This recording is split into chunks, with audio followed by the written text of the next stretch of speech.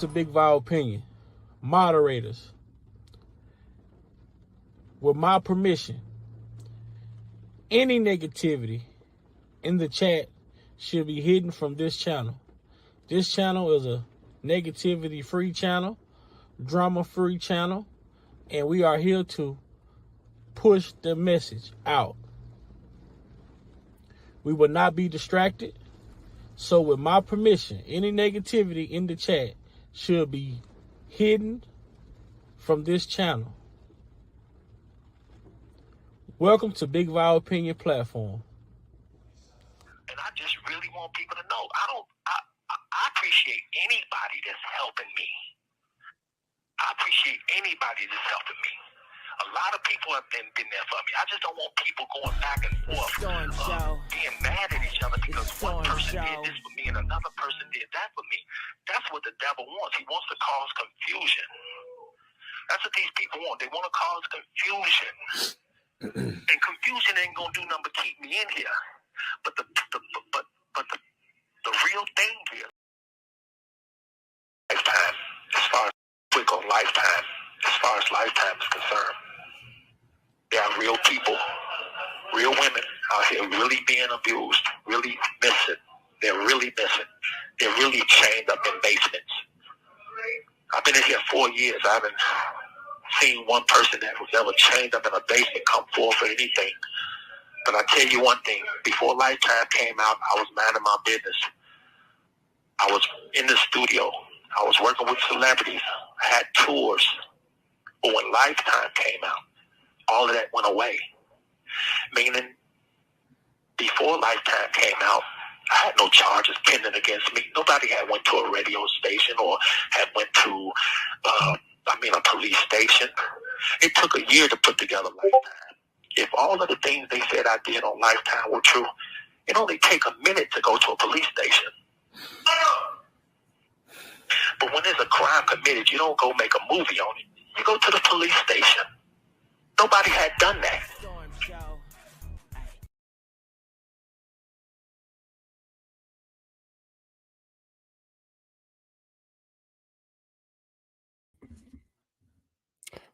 Yo, what it do, It's your boy Big Vile Opinion back with another live video.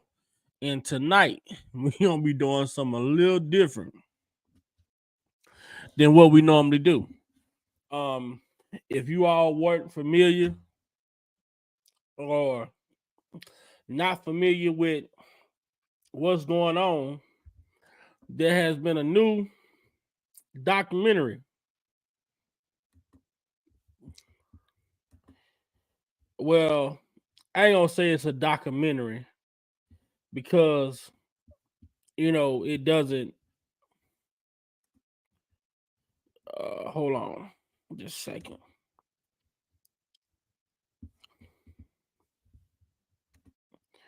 Just a second, y'all. I wanted to show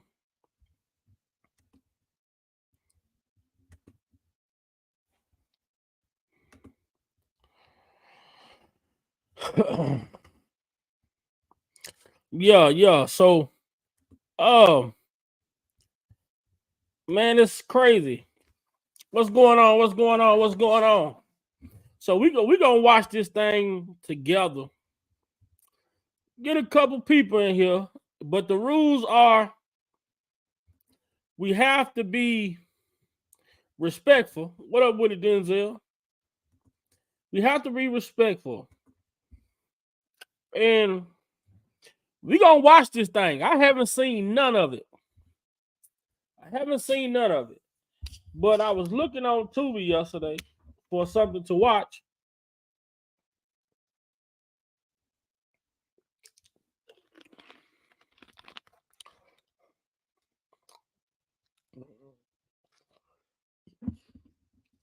I was looking for something to watch on Tubi yesterday, and I'm like, what? I'm like, what the hell? I know they did. But Yes, they did.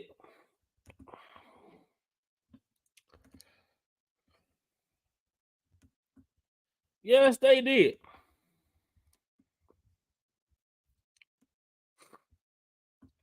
But the thing I want y'all to see is this. Now,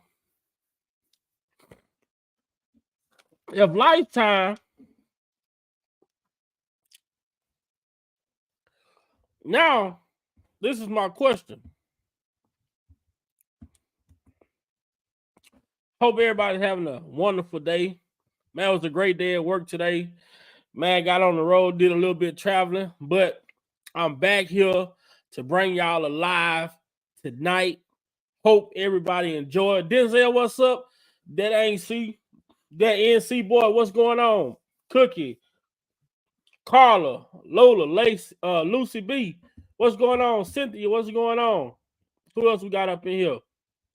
We got Denzel, Frankie, what's going on? Munchie, what's going on? So, you know, Lifetime did the documentary on Mr. Kelly. Lifetime did something on Bill Cosby. We know that Lifetime did something on Hugh Hefner. You know, who do y'all think, for the people in the chat, who do y'all think could have put this little compilation together regarding Diddy? Who do you all think put this compilation together regarding Diddy? Thanks, Lucy. Who do you all think put this compilation, this project together involving Diddy? Because at first, when I first heard it, when I first saw it, and I'm like, damn, Lifetime.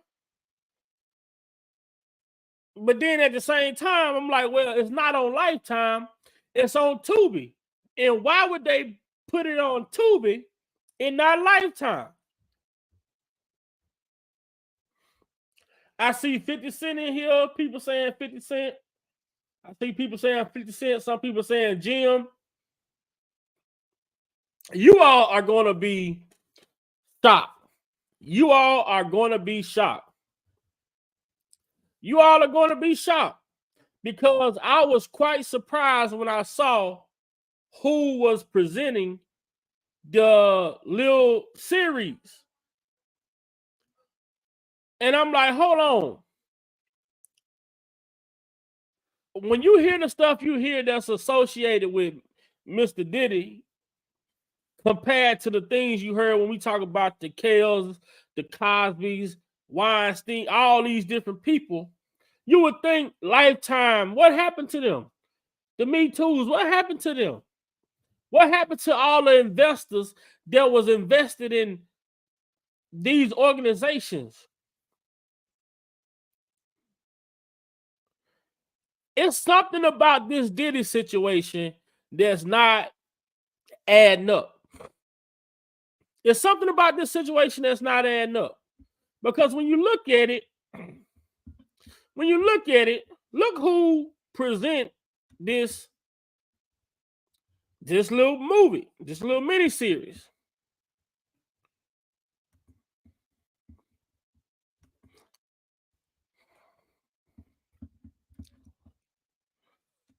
Y'all see what that says? It says TMZ presents. TMZ? And why, if TMZ is a network, why would TMZ present something and put it on Tubi?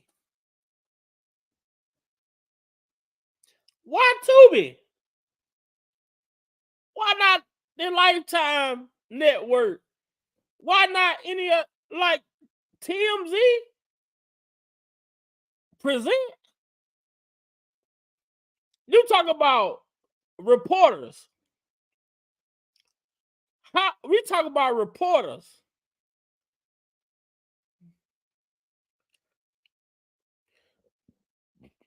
We talking about reporters. reporters putting together a mini movie, I guess. The downfall of Diddy. TMZ. Now this is funny. This is funny to me. TMZ is in the production is into production movies now. TMZ is into making movies now. I don't, man, look, y'all, when I tell y'all I was just as shocked, y'all.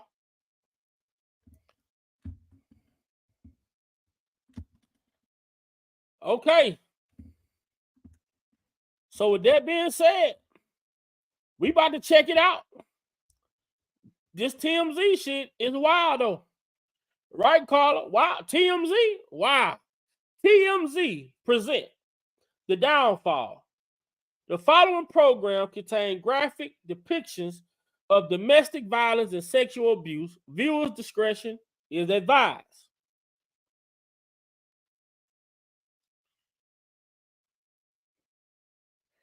I don't think it's a documentary. They're not calling it a documentary. So I don't want to say it's a documentary because they're not calling it a documentary, but they calling it The Downfall of Diddy. So we're going to take a look. Let's dive in this shit.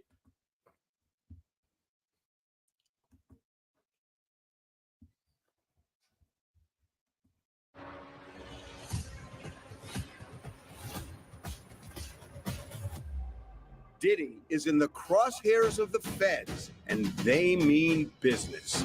You would have thought they were taking down a violent gang leader, not somebody who makes music and Oh, has charmed America for decades. Diddy is under criminal investigation after multiple lawsuits accused him of horrific crimes. Music mogul Sean Diddy Combs accused of sex trafficking. Music and has charmed America. Who is this guy? Cause I know this guy's name is on the tip of my tongue. Who is this guy? Somebody help me out. Somebody help me out. I know his guy's name is on the tip of my tongue. I just can't call it.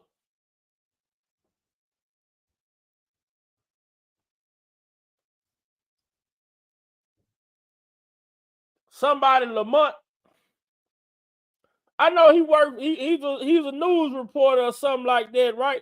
Lamont Hill. Okay. They got the nigga in there talking right away.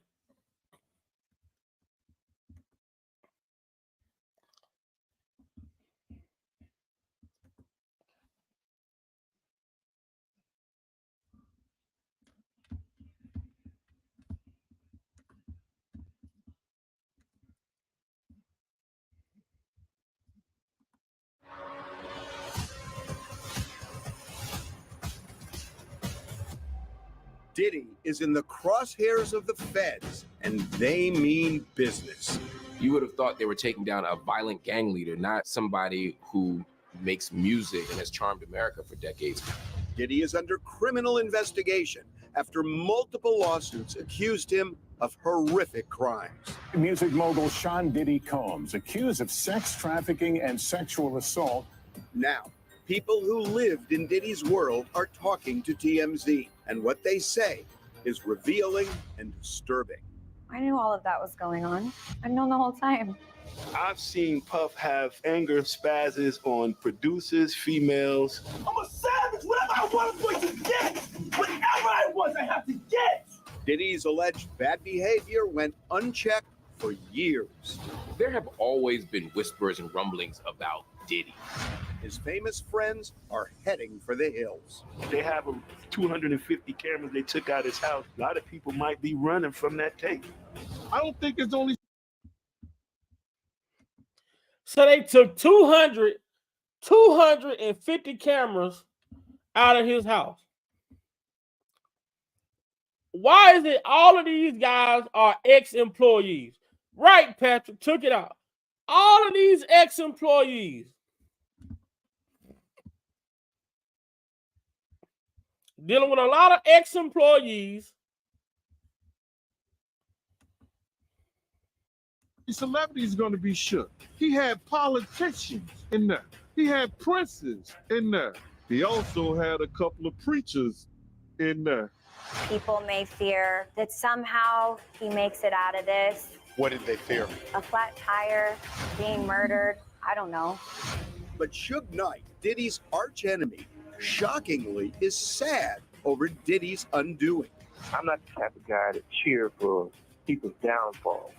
And if somebody gets killed or something happens, I'm not going to pop a champagne bottle. I done seen this dude shake back from some stuff, right? So I'm not going to count him out.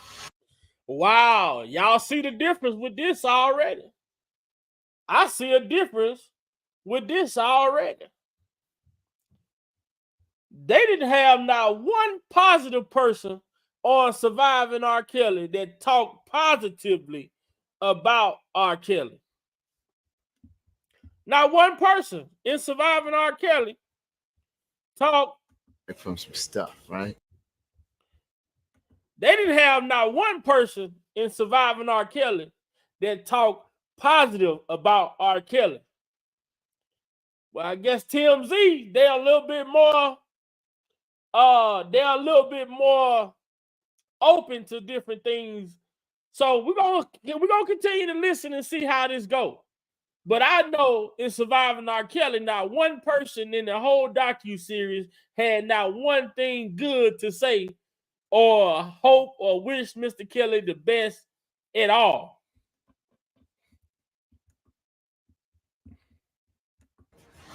So I'm not going to count him out. TMZ presents The Downfall of Diddy.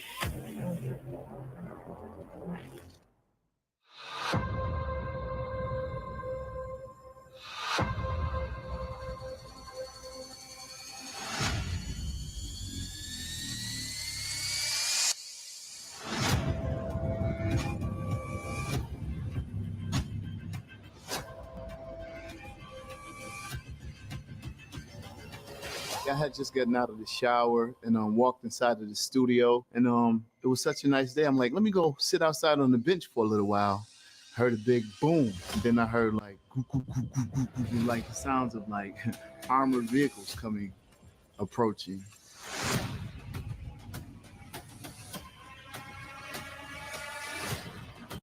Somebody pointed it out, y'all.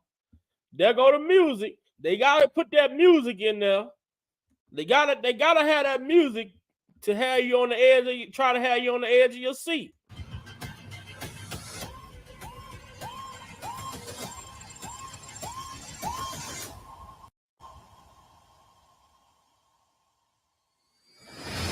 Simultaneous raids on March 25th, 2024. A massive show of force. Dozens of Homeland Security officers rolled up in armored vehicles at Sean Diddy Combs' mansions in Miami and LA.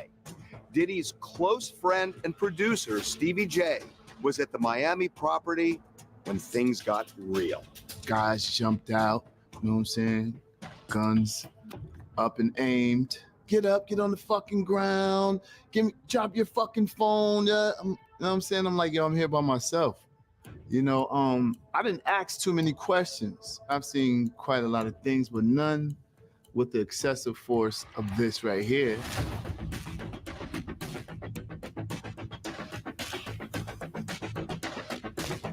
You would have thought they were taking down a violent gang leader, not somebody who makes music and appears in movies and has charmed America for decades. Breaking news, the Department of Homeland Security has just confirmed to CNN that federal law enforcement agents have raided properties owned by musician and producer Sean Diddy Combs. You can see a crowbar to get through this gate initially as well, the long guns, and a multitude of people. As you'll see, they'll zoom out a little bit just to see the amount of force they are using. You know him as Diddy, formerly Puff Daddy, big-time rapper, big-time producer, big-time superstar, and now the feds and houses in both locations. Federal officers spent hours removing firearms, computers, boxes, and bags of items.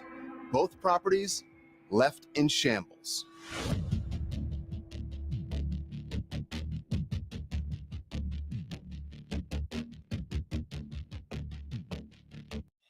Wow. I mean, look at this shit right here, y'all.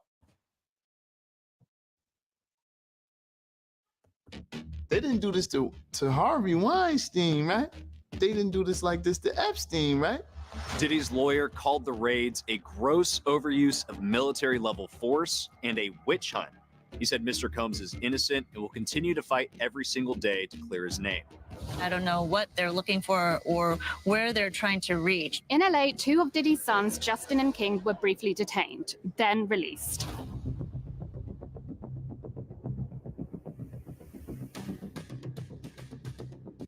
I'm asking, I gotta stop for a second. Why the hell did TMZ get this security footage from? How did TMZ get this footage from the security cameras showing these cars coming in and shit? How did TMZ acquire this footage from the security camera? That's the question. And I'm only asking it because it's a good ass question to be asked. How in the hell did TMZ get this footage from the security, from the surveillance videos that were on the house?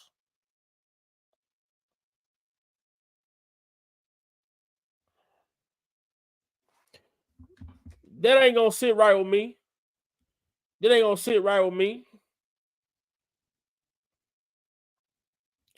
How did they get this fucking surveillance information?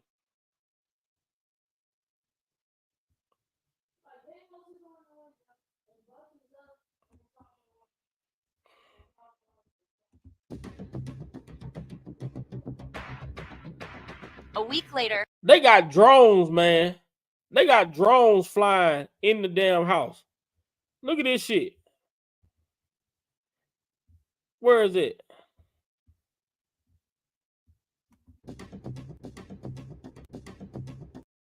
They got a fucking drone. You got all of this police force with all this tactical gear on, and also you got a damn drone, as if this man had and went out and killed somebody. a week later, Justin's mom, Misa Hilton, posted this shocking video on social media. Security footage from inside the house. Officers with guns drawn and pointed toward Justin and his brother King. Misa called it overzealous and deplorable. It's hard for me to imagine that had this been many other celebrities, particularly white celebrities, that their children would have been in handcuffs and they would have been forced to stare down the barrel of guns and seen armored tanks. It just seemed like a lot for a raid of a music producer. You have to remember that Diddy has been in trouble on some weapons violations in the past. He has security. These are vast compounds. Now y'all hear. Now y'all hear they excuse. She just said something. Here she just said they excuse for using the type of military force that they shown. Listen to what she said. Officers with guns drawn and pointed toward Justin and his brother King. Misa called it overzealous and deplorable. It's hard for me to imagine that had this been many other celebrities, particularly white celebrities, that their children would have been in handcuffs and they would have been forced to stare down the barrel of guns and seen armored tanks. It just seemed like a lot for a raid of a music producer. You have to remember that Diddy has been in trouble on some weapons violations in the past. What that got to do with why y'all came into the goddamn house the way y'all came into the house? What they got to do? Diddy has been in trouble for weapons. He had some run-ins about weapons back in the day. How does that justify this type of scenery that we saw on television? Someone said, does Homeland Security deal with sex trafficking cases? Because when I looked them up, it say they handle domestic terrorist international security. Yes, they do. They do. Homeland Security does deal with that. It went over to Homeland Security, I think, in 2013. As of 2013, Homeland Security started dealing with the sex trafficking, helping with the sex trafficking cases. I'm not 100% sure, but I'm sure they it said that they went they started working with sex trafficking cases in 2013, I think it was. He has security. These are vast. And I'm only pausing it, you all. I want y'all to understand also, because I know a lot of people be, oh, why I'm pausing it, because I don't want YouTube to block the stream and stop us from being able to watch it. So I'm pausing it and I'm talking it here and there to make talking points so that it's more so a reaction to this video versus just let the video play out and you trying to let it play for a period of time and then YouTube cut the live off. So that's my purpose of pausing it here and there for the people that's watching. But if you want to watch it with no pauses, feel free to go to Tubi. It's free. Compounds with multiple people at them. And so using this type of force was not inappropriate in any way, shape, or form. A federal judge had determined there was evidence, significant evidence. Diddy was involved in sex trafficking, sexual assault, and soliciting and distributing illegal narcotics and firearms. And that's why the search warrants were signed. This is a massive investigation. The idea that the feds have taken up this investigation in the first place indicates that it's remarkably serious. Aubrey O'Day, a member of Danity Kane and star of Making. Now, I got to ask y'all a question. If the feds feel like there was a lot of evidence for sex trafficking, a lot of evidence for drugs, and a lot of evidence for guns, and that was the reason for the feds signing the warrant, why didn't they come with charges? If the feds felt that confident, why didn't they come with charges versus coming with a search warrant? This shit don't make no sense, man. If you that confident in saying that you accusing this man of having all this shit going on, why aren't you coming with an indictment? Y'all came with a search warrant, and you all want us, the public, to believe that you all, come on, man. I'm just saying. I'm just trying to make the shit make sense. They tell us the feds ain't coming after you unless they got a case against you. I've heard this shit. I've heard this so much. I've heard this so many times. The feds aren't going to fuck with you. The feds ain't coming after you unless they got a case on you. If the feds come after you, they done already built the case on you. They done already investigated you. The feds ain't coming unless they bringing charges. I've heard all of this shit. Now, we just heard this guy say the feds signed off on a search warrant, but you ain't coming with no indictment. Your reason for signing off on a search warrant is because you felt like there was you was confident in all the information that you gathered that he was involved in sex trafficking, guns, drugs, domestic violence, and all this other shit. But you ain't coming with charges.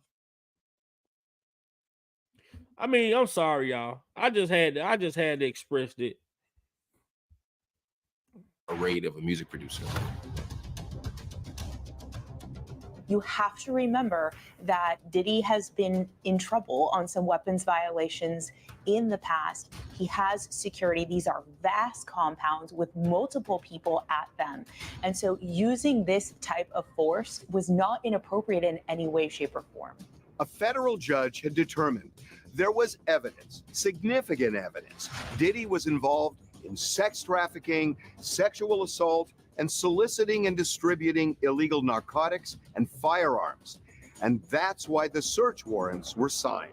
This is a massive investigation. The idea that the feds have taken up this investigation in the first place indicates that it's remarkably serious.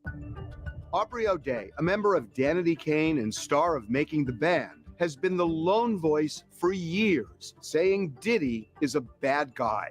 She has not spoken publicly since the new allegations surfaced until now.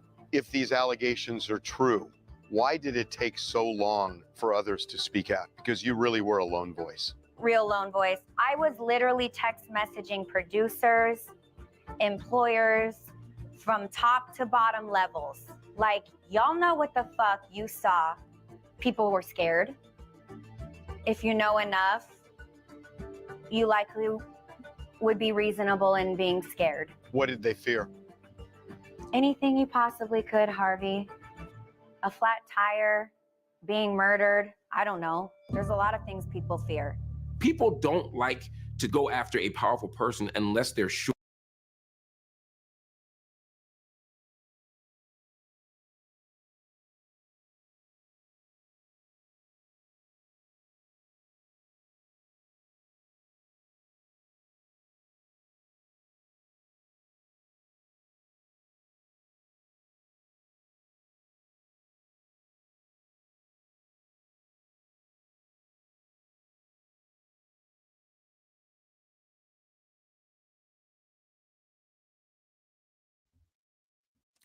When have y'all ever seen someone who was afraid of a flat tire? When have y'all ever seen somebody who was afraid of a flat tire? Now, see, Danity Kane, she wasn't even the front lead. She wasn't even the lead singer in Danity Kane. But you know, man, this shit crazy, y'all. Sure, they will be victorious. Because if you go after a powerful person and it doesn't work out, as Omar from The Wire said, you know, you come for the king, you best not miss. And people don't want to miss, because if you miss, that means you're shut out of the music industry. You might be shut out of Hollywood. You might lose opportunities. And based on some of these rumors, your car might blow up in your driveway. Together, guys? In order to get the warrants, the feds got one of Diddy's ex-girlfriends, Cassie Ventura, to describe how Diddy was involved in various criminal misdeeds. Others who recently filed lawsuits against Diddy did the same. When we see, though, the Southern... Now, going back to these lawsuits, that's why I've been yelling. Please do not settle lawsuits. If someone's trying to sue you and you come into some money and someone's trying to sue you on a civil situation just to get a quick money grab, take that shit to court, make them prove whatever it is that they're trying to accuse you of. Do not just give these people your money just because you got money to give away. Because when you settle these lawsuits, when you settle these lawsuits, it's almost as if you are admitting guilt. And when these judges, when they take these lawsuits right here, I told y'all a while back, let's go here. It says, let me get this off the screen right quick. About these, this is why I talk about these lawsuits. I asked the question, can a civil case turn criminal? It says a civil case can promote a criminal investigation if the evidence gathered indicate that a law has been broken or a law has been broken and a crime committed.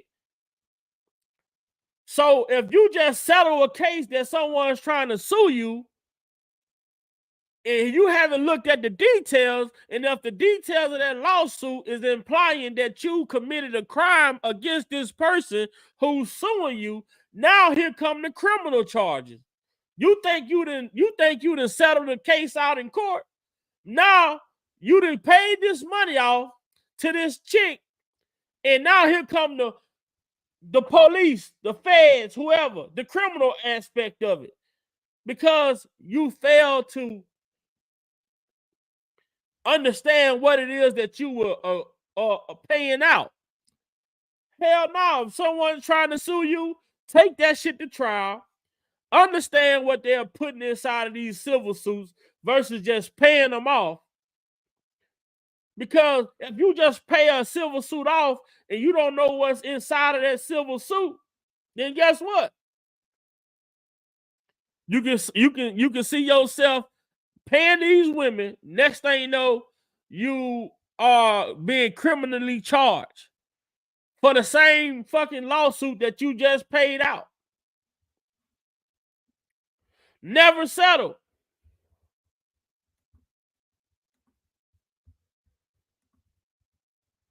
Southern District of New York get involved in the way that they have, with obviously having a search warrant, which means probable cause, multi-agencies involved. It tells me that there's something that we perhaps do not know yet, whether that's cooperating witnesses or whether that's allegations that are beyond what's currently in the public domain, something that has given them the indication to launch this investigation at this broad of a scale. Based on the lawsuits and the federal search warrants that a judge signed, alleging human trafficking, firearms violations, sexual assault, all these other things. Does any of that surprise you?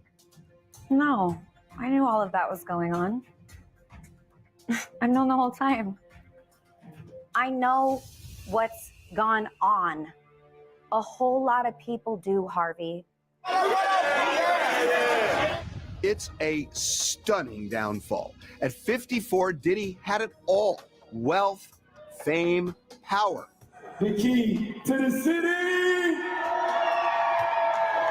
But Cassie's lawsuit led to a cavalcade of other lawsuits and allegations that have rebranded the mogul as an alleged sex-crazed predator who would stop at nothing to get what he wanted.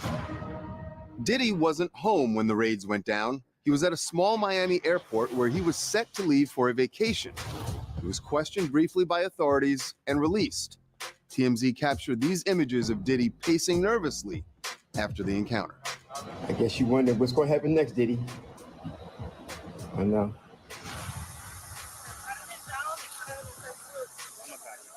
Diddy wasn't arrested that day, but a member of his entourage was. 25-year-old Brendan Poole is now charged with possession of cocaine and marijuana candy. What's up, Puff? How you doing, man? How you doing, Diddy? You doing, love? Good. How y'all doing? Good, man. Here's the thing. There were rumblings about Diddy's bad behavior for years, from drugs to physical abuse to guns. But none of it derailed his success. He seemed invincible.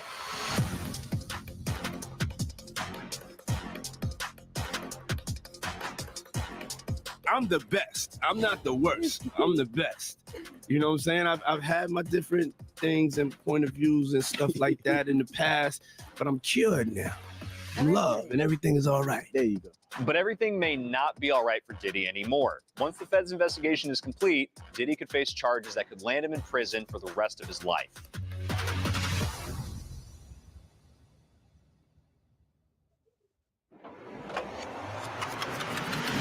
Music mogul Sean Diddy Combs accused of sex trafficking and sexual assault in a lawsuit filed in federal court here in New York. Cassie describing the music mogul as a vicious, cruel, and controlling man, saying she was trapped and held down by Combs. Cassie Ventura was Diddy's on and off again girlfriend for a decade, and her allegations turned Diddy's world upside down.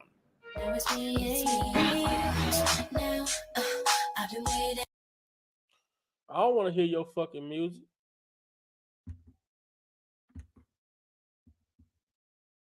Filed a lawsuit in November 2023, and that was the catalyst for the federal investigation and those military-style raids. How unusual is it for the feds to kind of have their eyes opened by civil litigation, which seems to have happened here? Well, it's certainly important for the feds, the Department of Justice, to have their eyes open to what's going on around them. with the Department of Homeland Security involved, that indicates that this goes beyond the border. And that tells me that the Department of Justice and the investigators in this case may have inclinations or information about that has led to the massive scale of this investigation. Cassie was a 19-year-old singer. But my thing is this, y'all. My thing is this. This is my thing right here, right? And this is what got me tripping. The feds, why is it that the feds, why didn't the feds come at this man like that? Why the feds, now this is a man who, you know, pled guilty to raping damn near 700 underage black girls. What was the foresight? What was this? This is a goddamn person who should have had all that type of military force coming to get his ass off the street. 700 and some women over a fucking 2-year period from 2017 to 2019. This is what you call a monster right here.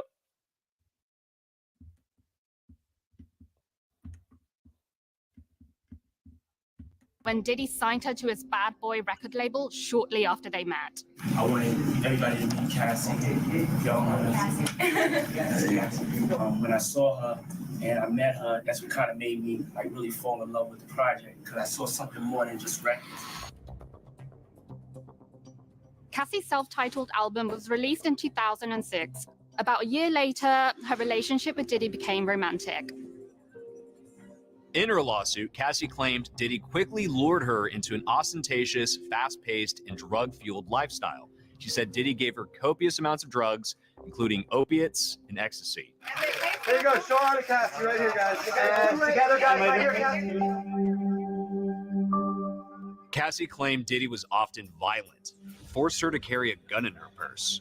She says in 2012, Diddy became enraged when he heard about a brief relationship she had with rapper Kid Cudi during a rough patch with Diddy. Diddy threatened to blow up Kid Cudi's car. Kid Cudi confirmed his car had been blown up in his driveway.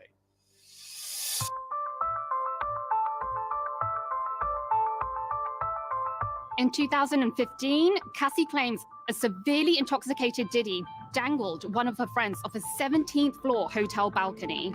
The complaint going on to accuse Combs of uncontrollable rage, alleging that he often punched, beat, kicked, and stomped on her, then allegedly used his money to hide evidence of abuse, including putting Ventura up in a hotel for days to heal. Cassie described, Man, ain't no way no man is stomping, beating on no goddamn woman, and she healed.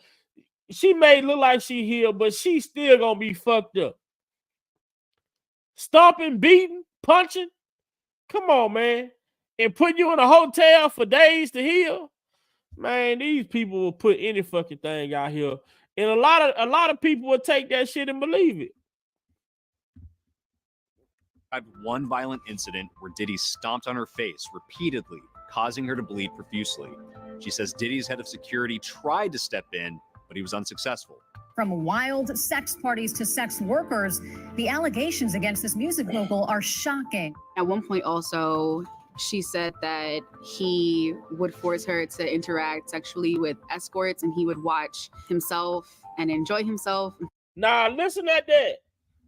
Now they just said that Diddy went and blew up Kid Cudi, had Kid Cudi car blown up because of Cassie was dealing with Cassie was dealing with Kid Cudi when her and Diddy would be on and off. Now listen at this. Now listen at this, y'all. Cassie alleged that Diddy threatened to have Kid Cudi car blown up because she would deal with Kid Cudi when her and Diddy would be on and off. Kid Cudi confirmed that his car was blown up in his driveway. Then she goes on to say Diddy made her have sex with other men while he would watch. Man, come on now. Is the man jealous or what the fuck? You can't have it both ways. It's either he's jealous or he's not. Either he's jealous or he's not. He's gonna go and blow up someone's car because you deal with that person when you and him will be on and off. But then he will make you have sex with other men and he will watch. Come on, man. I mean, make the shit make sense. Pleasure himself while watching her. They were called freak offs. Very interesting term. I've never witnessed that type of behavior. I don't know what a man do in his bedroom or nothing like that. They was rocking together. From what I know. All I know is they both was rock stars, living their best life in a relationship. Cassie claims she only participated in those freak-off encounters because she was afraid she'd be beaten if she refused. Cassie also claimed near the end of their relationship, Diddy forced his way into her home and raped her.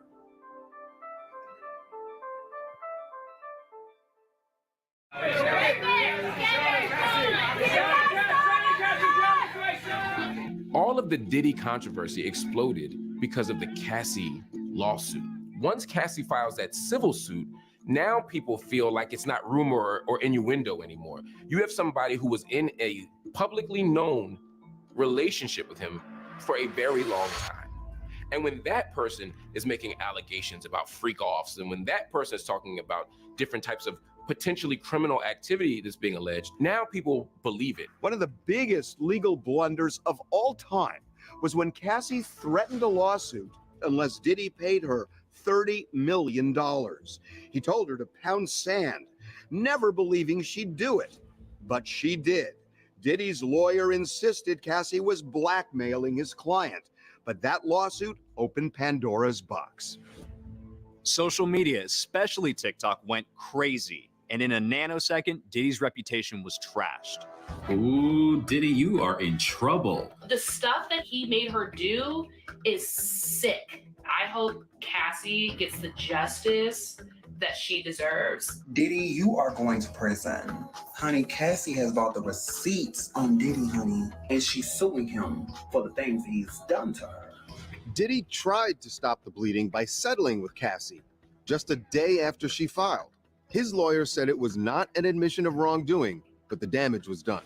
Diddy's most egregious and fatal error strategically was not settling with Cassie behind closed doors. If he settles with Cassie behind closed doors, there's a good chance that none of this controversy is happening. There's a good chance that other people wouldn't have their own lawsuits pile on. There's a good chance law enforcement wouldn't have had their radars activated by all the allegations of illegal activity. There's a chance.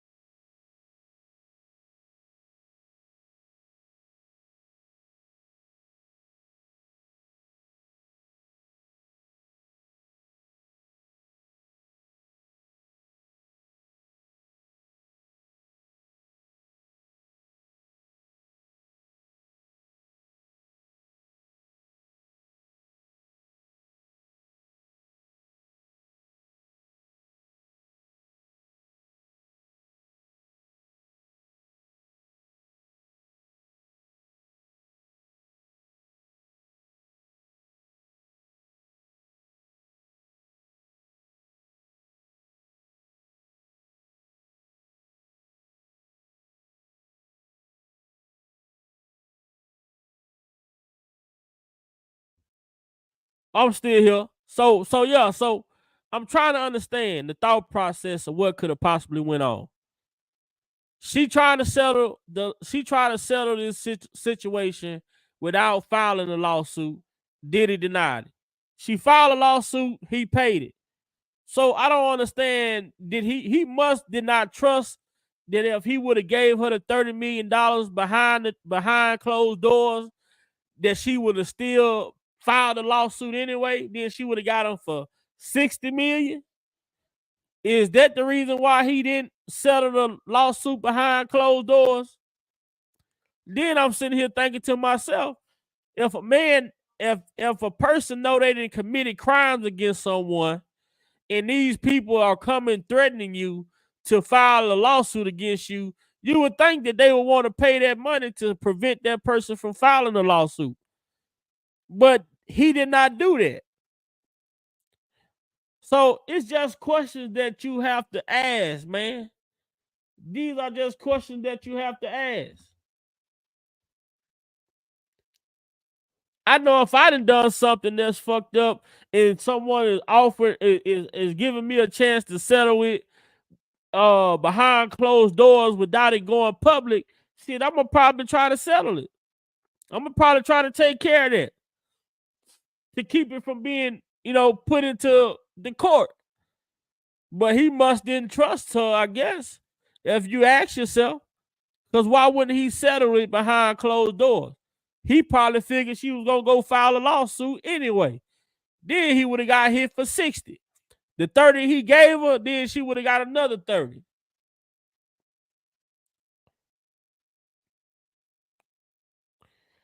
Just something to think about. Chance Diddy would just be living his normal billionaire life right now. What more do I have to do, man? Look at my hat, man. Look at my hat. Look how I show up on the Amalfi Coast, B. It looked like she put so much information out into the streets that embarrassed you that you didn't want any more of it to come out. And because of that, Diddy looks more guilty than he did had he just settled behind closed doors from the beginning. If she said that he did it, he did it. Did you read the things that he did to her? P. Diddy going to jail. Yeah, he going to jail. When the lawsuit happened, it started a domino effect, but also what was said in the lawsuit was really the part that took people by surprise because of the rape allegations, of the sex trafficking allegations, of the abuse that she went into detail about. It was very much like, oh, this is definitely the one that's going to shake the table and shake its foundation. Suddenly, it was like everyone was just coming out of the woodwork. I was sick. I was sick of you. I was sick of everything that was going on around you. I was sick of having to cover up everything that you did. When Cassie found the strength to use her voice and speak her truth, it gave other people the courage to do the same. And I think that's also just kind of how this reckoning came to be. If one person has a power and has the ability to be honest and tell their story, then it allows other people to do the same. In fact, at least 3 other women came forward and filed lawsuits. Joy Dickerson-Neal claimed Diddy drugged and sexually assaulted her 33 years ago and secretly recorded the encounter and then shared it with others. Liza Gardner claimed Diddy raped her and a friend in 1990.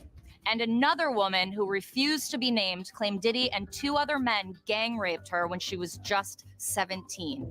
Diddy is now facing another very serious lawsuit. And, this all started with the Cassie lawsuit.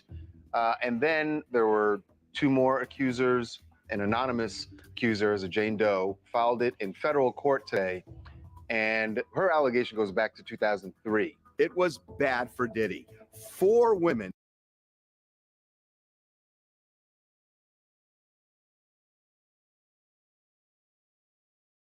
Hey, could that anonymous person be the person?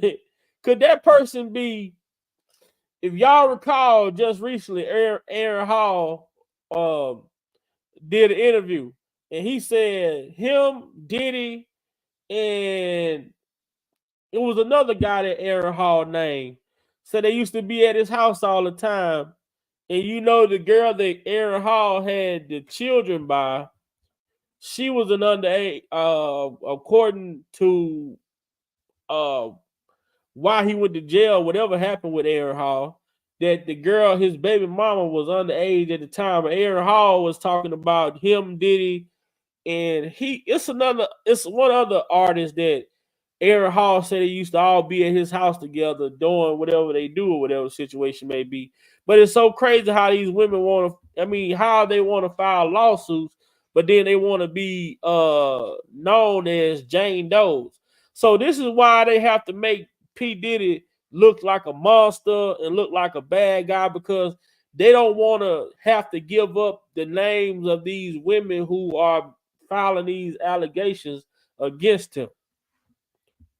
So they got to make it seem like he's a bad person and he'll go after them. If he know him, he'll try to attack the family or shit like that. So that's why you see some of these women going by Jane Doe or whatever the situation may be.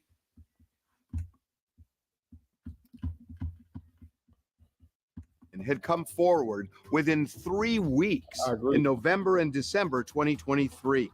Diddy himself finally released a statement saying, and this is a quote, "Enough is enough.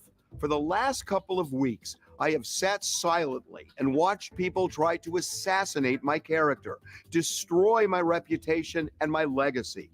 Sickening allegations have been made against me by individuals looking for a quick payday." Diddy's response to all of these lawsuits has been, they're coming after my money. Everybody's an extortionist. That's not entirely untrue. I mean, everybody connected to him in these lawsuits has made money off of him. They've expected payment from him. But because somebody pays your bills doesn't mean that they're entitled to do harm to you. It doesn't mean that they're entitled to exploit you or abuse you or otherwise mistreat you. So yes, people might want more money from you, but it doesn't mean you're off the hook.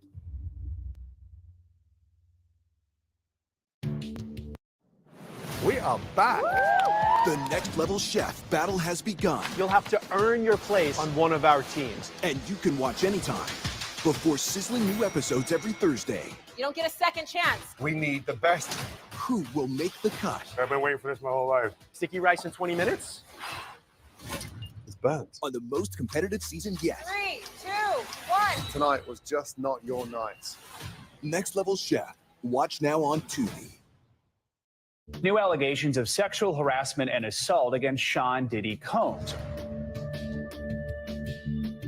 On February 26, 2024, yet another lawsuit was filed against Diddy, this one from Rodney Lil Rod Jones, one of Diddy's former producers and videographers. And the allegations were even more shocking. He is alleging groping, fondling, grooming, and he goes on and on about going to a party where he says he was drugged and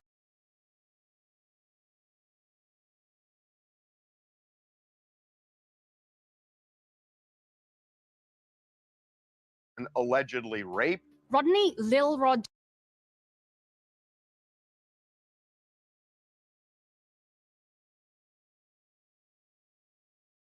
Jones worked with Diddy for about a year starting in 2022. He claims he recorded hundreds of hours of video and audio of Diddy, his staff, and others engaging in serious... Now, Lil Rod say that he believed that Diddy was grooming him so that he could pass him to Cuba Gooding Jr., man. What type of man? Like, are you serious? You a grown-ass man. How can you sit here and say you think a man is grooming you to pass you to another man and you a grown-ass man? That's crazy. It's illegal activity.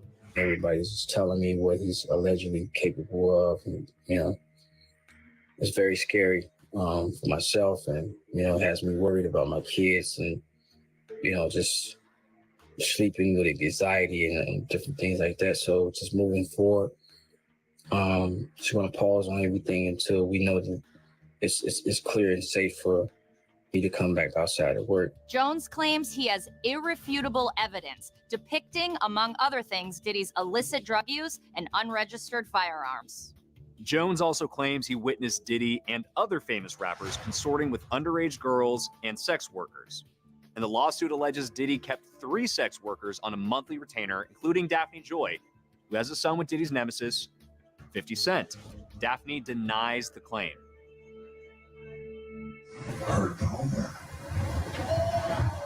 And here's the clincher. Jones alleges he was repeatedly sexually assaulted by Diddy. It's usually rare that a male will step forward and accuse someone of sexual assault. And, you know, participating in freak offs and things of that nature. When he came forward, it definitely added to the disturbing claims that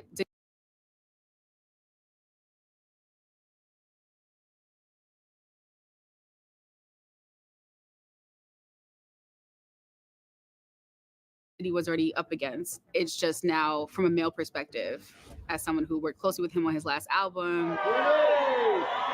What's up, Diddy? I want to tell anyone out there watching, this is not about his sexuality. That has been a big focus highlighted everywhere. I think that Puffy is not man enough to come out and simply say he's bisexual. Bisexual, black male, sex cult. Do you want to know what the judicial system cares about? Crimes. They don't care if a man has sex with a man, a woman, or 8. Now, Whack 100. You be talking. Now, Whack 100. You say, Whack 100, you supposed to be a gangster. Why is you in this shit, man? Why are you giving statements, man? What's up with that? I'm just saying. Now Whack 100 giving statements. Teen women. And I believe in the justice system. And the justice system doesn't rate anyone's home over their sexuality. NBC is learning exclusively that the music producer accusing Diddy of sexual assault and harassment is also accusing actor Cuba Gooding Jr. Now he's saying Gooding groped and fondled him while they were on Combs' yacht. His case got more holes than a Jamaican shirt. Lil Rod is a fraud, man. You know, he don't got no legs to stand on. This is merely an extortion attempt by him and his lawyer. That's all I can say. Diddy attorney Sean Hawley told TMZ in a statement, Lil Rod is nothing more than a liar who filed a $30 million lawsuit shamelessly looking for an undeserved payday. His reckless name dropping about events that are pure fiction and simply did not happen is nothing more than a transparent attempt to garner headlines. In fact, TMZ has learned there are some big problems with Rodney Jones' lawsuit.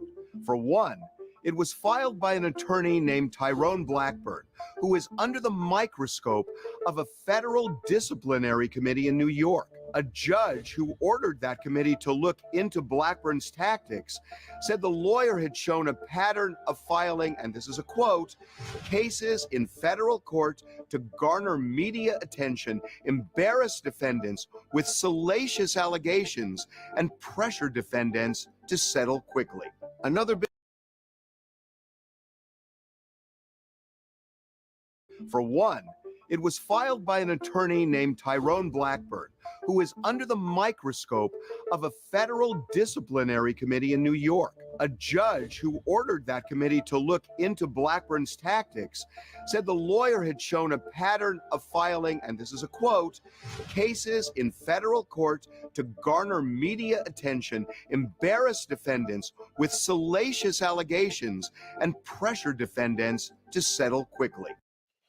Do y'all hear this shit, man? Do y'all hear this shit? Lil Rod, you fucked up before you even got started. Lil Rod, whatever the hell your name go. Lil Rod, cheese sticks, whatever the fuck. Another big problem, Jones included in the lawsuit a screen grab he claimed was Diddy's producer and close friend Stevie J having sex with another man. But apparently, it wasn't Stevie J. The photo is definitely not myself. You know what I'm saying? This lie has been ongoing for a long time.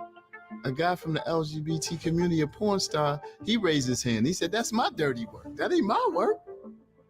That's cool if dudes do that, but that's not my thing. I like to embrace it nice. Quickly. Another big problem, Jones included in the lawsuit a screen grab he claimed was Diddy's producer and close friend Stevie J having sex with another man. But apparently, it wasn't Stevie J. The photo is definitely not myself. You know what I'm saying? This lie has been ongoing for a long time. A guy from the LGBT community, a porn star, he raised his hand. He said, that's my dirty work. That ain't my work.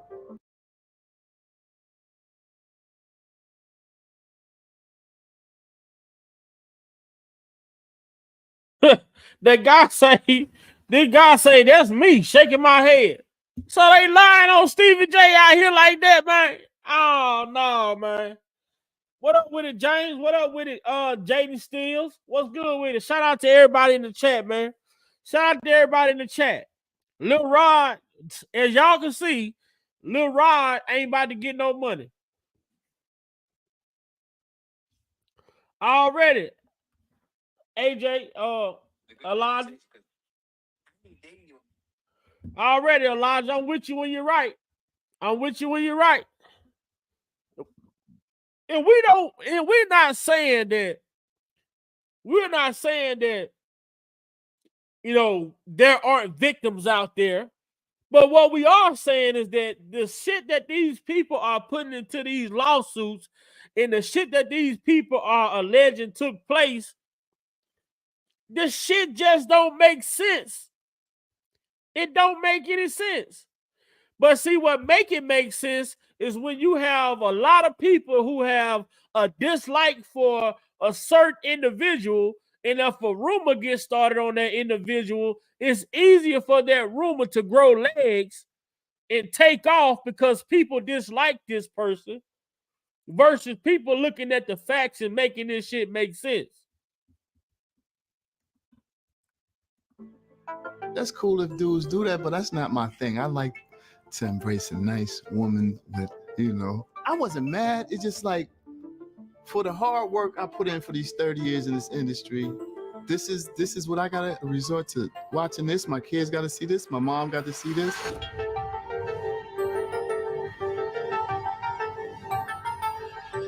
It seemed much more like a tell-all rag book than it did an actual civil lawsuit. When you combine how bizarre the lawsuit looked with his attorney being a little bit sketchy in terms of the kind of cases he takes up, it felt like it could be a bit of revenge combined with legitimate concern. With all the allegations and a federal investigation that seems to be closing in on Diddy, you'd think it's over for him. But don't count him out just yet. Diddy has dodged bullets before, and lots of them. This is not Combs' first run-in with the law. He was arrested in April for assaulting a record executive. Combs testified before a grand jury this week. Combs was arrested at the university's Acosta Athletic Training Complex for assault. He also had run-ins with the law, accused of assaulting a photographer. He's been having controversies since the early 90s, and he's never been convicted of any serious crimes. He's been lots of allegations, lots of accusations. His first bout with trouble was way back in 1991. Diddy co-promoted an event in New York City. The number of folks who showed up was nearly twice the capacity for the venue, resulting in a stampede that led to 9 deaths and 29 injuries. The things I deal with can no way measure up to the pain that the families deal with. And I just pray for the families, and I pray for the children that lost their lives. Diddy was at the center of a violent incident again in December 1999. And this time, one of the biggest stars on the planet would be pulled into the fray. Police say Lopez and Combs were picked up along with his bodyguard and driver, fleeing a shooting in a Manhattan nightclub that left 3 people injured. Diddy was dating Jennifer Lopez. One night, he took her out to a New York City nightclub when all hell broke loose. So essentially, J-Lo and Diddy were out partying with a couple of his friends, their friends, Shine, another rapper, and an altercation ensued. Shots were fired. I feel terrible that people were hurt that night. Puffy's talking about the shooting inside Club New York in the wee hours of Monday morning. 3 people were shot. None of them received life-threatening injuries. Police say after the shooting, Puffy and his equally famous girlfriend, actress-singer Jennifer Lopez, fled in a Lincoln Navigator. 3 people were shot and injured. Diddy, J-Lo, and a bodyguard named Anthony Wolf Jones were later arrested, charged, and hauled into jail. Mr. Combs feels very confident. Mr. Combs is not guilty. He is focused. He wants the trial to start, and he is confident that when it's over, well, like Doug Anton, though, we'll be standing out here telling you that he's just been acquitted. I said it looked like, I didn't say it was. So hopefully don't nobody go back and say I said it was. I said it looked like. Diddy was found not guilty. Shine was convicted of assault and reckless endangerment. He served 9 years in prison, but questions linger. Was it actually Diddy who pulled the trigger? And did Shine just take the fall? I literally watched them pull out the guns. I've had a clear point of view. I mean, for God's sake, I got shot in my nose. I was facing them directly. I watched everything occur and have described it, vehemently to all parties involved. I have 9 bullet fragments remaining in my face. Diddy arrested for making terrorist threats at UCLA. It involves his son. It involves a very famous football coach and an altercation that ended up with Diddy holding a kettlebell. And the question, was he trying to hit this coach with a kettlebell or was he trying to defend himself? The one thing you got to do is you have to be there for your kids 110%. So as a father, if you feel, or a mother, anybody can relate to if you feel like you have to go and straighten something out for your child. Was there a kettlebell involved? I went there to communicate.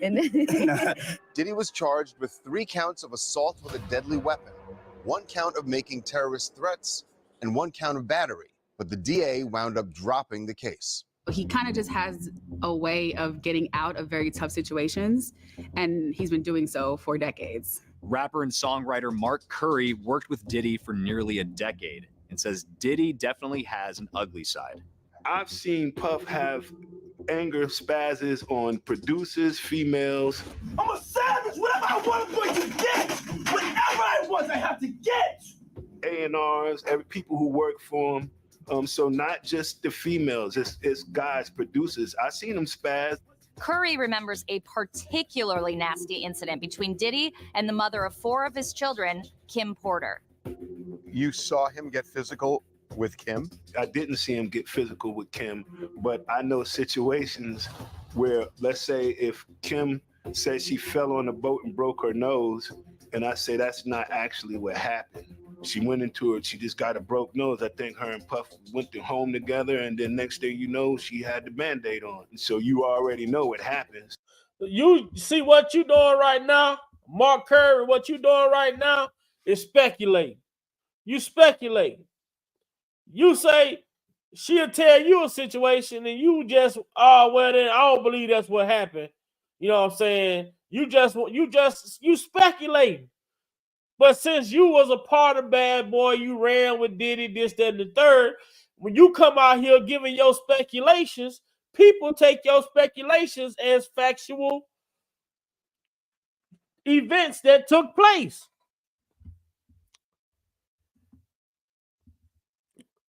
People is taking your speculation. You speculating that Diddy did something to her. What if she actually did fall? And I'm not trying to defend Diddy. No Diddy. But I mean, this is how speculation, this is how rumors get put out. Curry remembers a particularly nasty incident between Diddy and the mother of 4 of his children, Kim Porter. You saw him get physical with Kim? I didn't see him get physical with Kim, but So right there, when he say, I didn't see him get physical with Kim, everything else after that is fucking speculation. Everything from going forward is speculation. You didn't see it.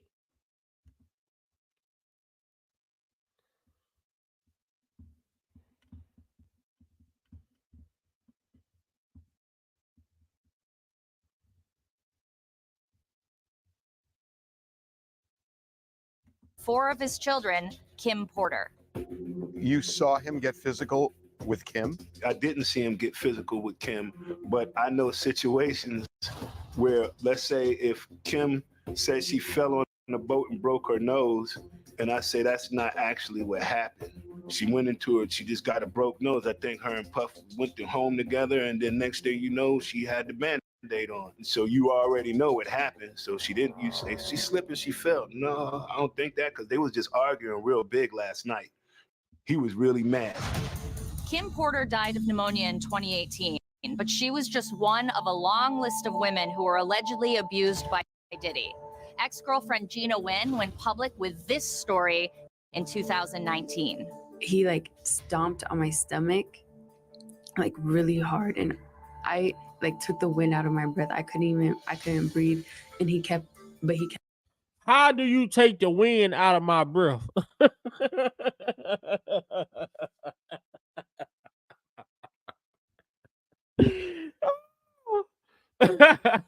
I'm not, man, I'm trying to be serious, y'all. Stop playing, man. Stop playing. I'm trying to be serious, y'all. But how do you take the wind out of my breath?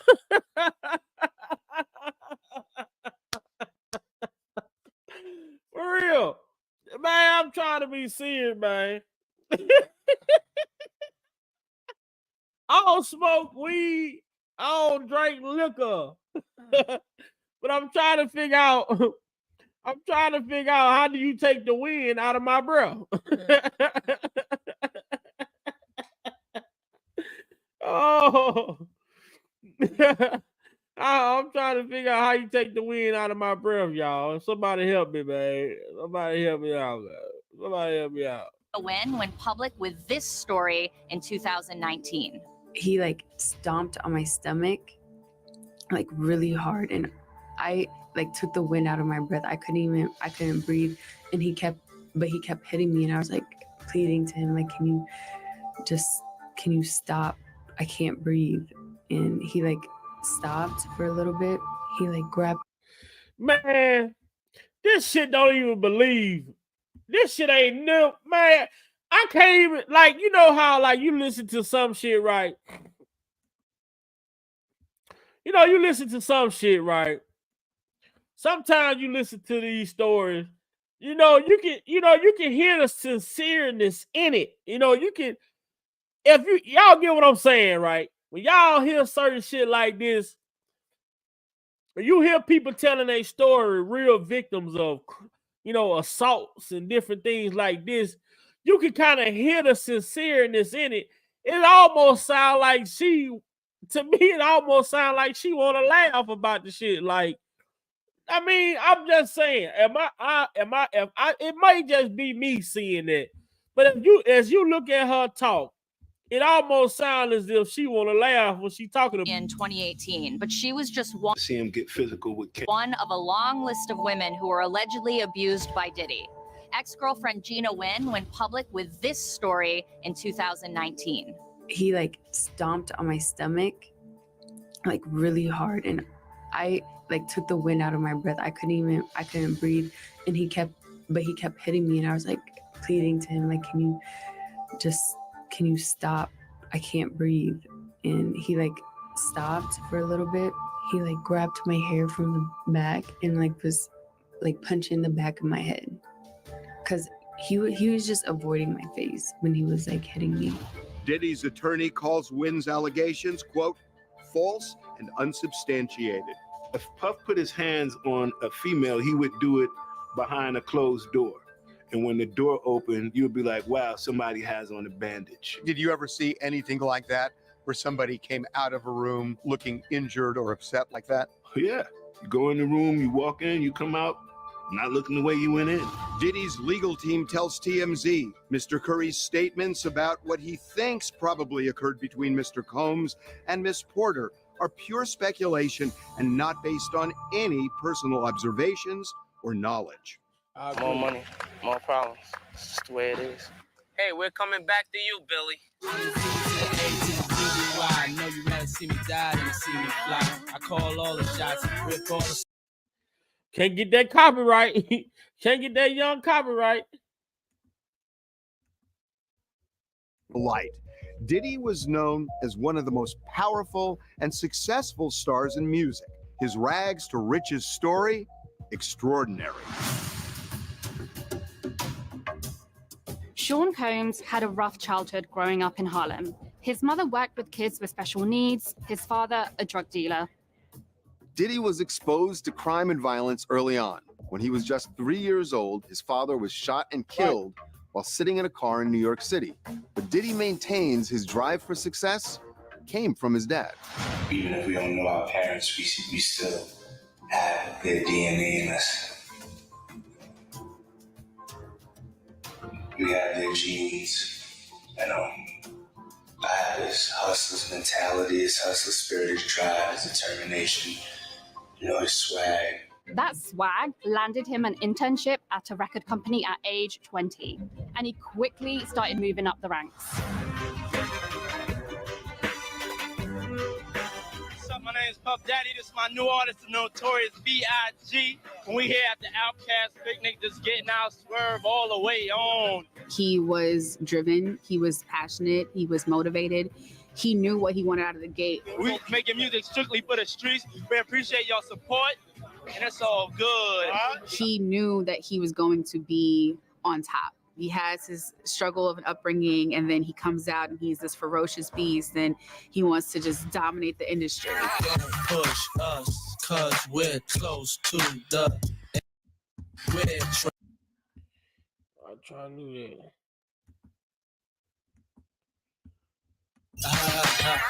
He had his first #1 hit on the Billboard hip hop charts in 1997 with Can't Nobody Hold Me Down, and would go on to earn the top spot 10 more times.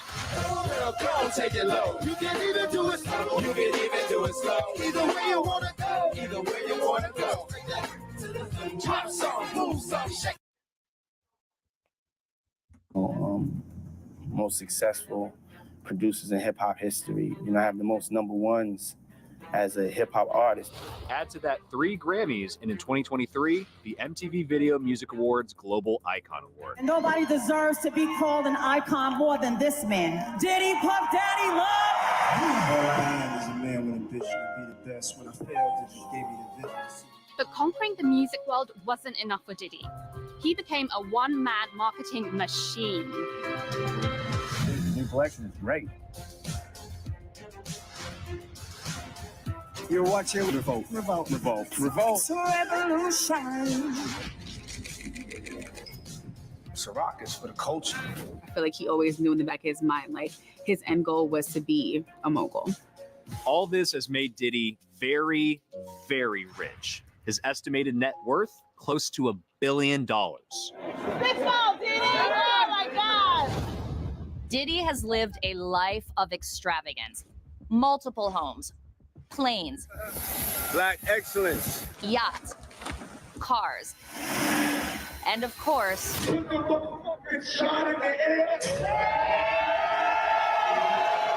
those legendary parties.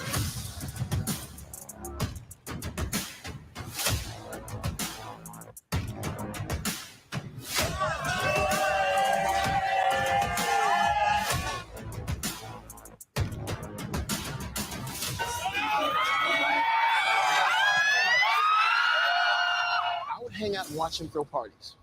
Sure, he famously threw his white party out. He would throw a party. One point, I went to Philly, followed him all the way to Philly. He threw a party, and he said, "Yo, Playboy, this party costs $1.5 million." They're actually fun parties. A lot of famous people, star-studded. You'd be sometimes amazed by some of the people that you see there.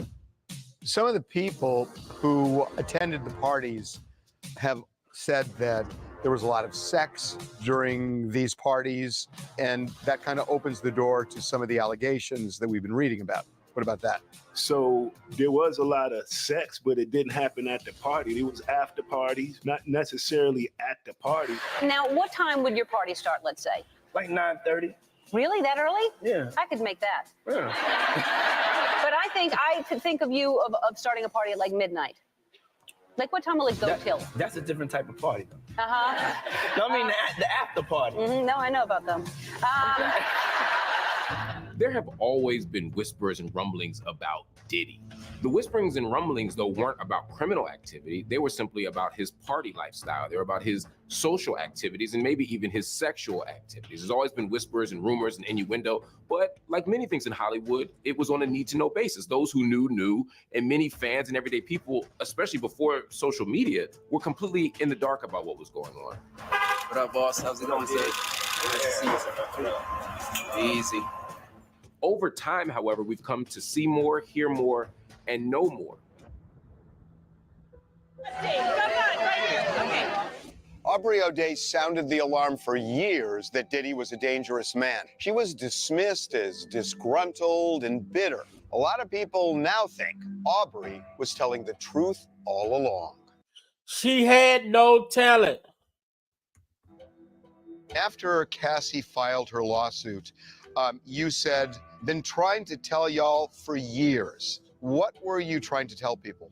That Diddy was not a safe human and that you should be careful if you're planning on entering any type of relationship with him, from business to personal. And this was based on your personal experience. Yes. Did he ever mistreat you? Yes. Have you ever seen Making the Band? Yeah. Did he ever mistreat you is the funniest question I think I've ever heard. Of course. Aubrey worked under Diddy for close to 5 years as a member of the girl group Danity Kane. Hey, y'all look over this way, please, right?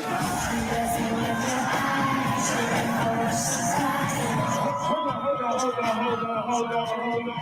And she was famously fired from the group by Diddy on Making the Band.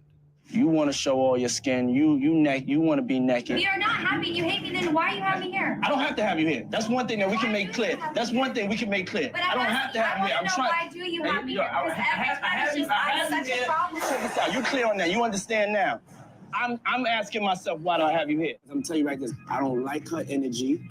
I don't like her style and direction where she's going with it. I don't like what she does to the brand when she's wilding out there, being overly raunchy, promiscuous. But there's nothing else to talk about.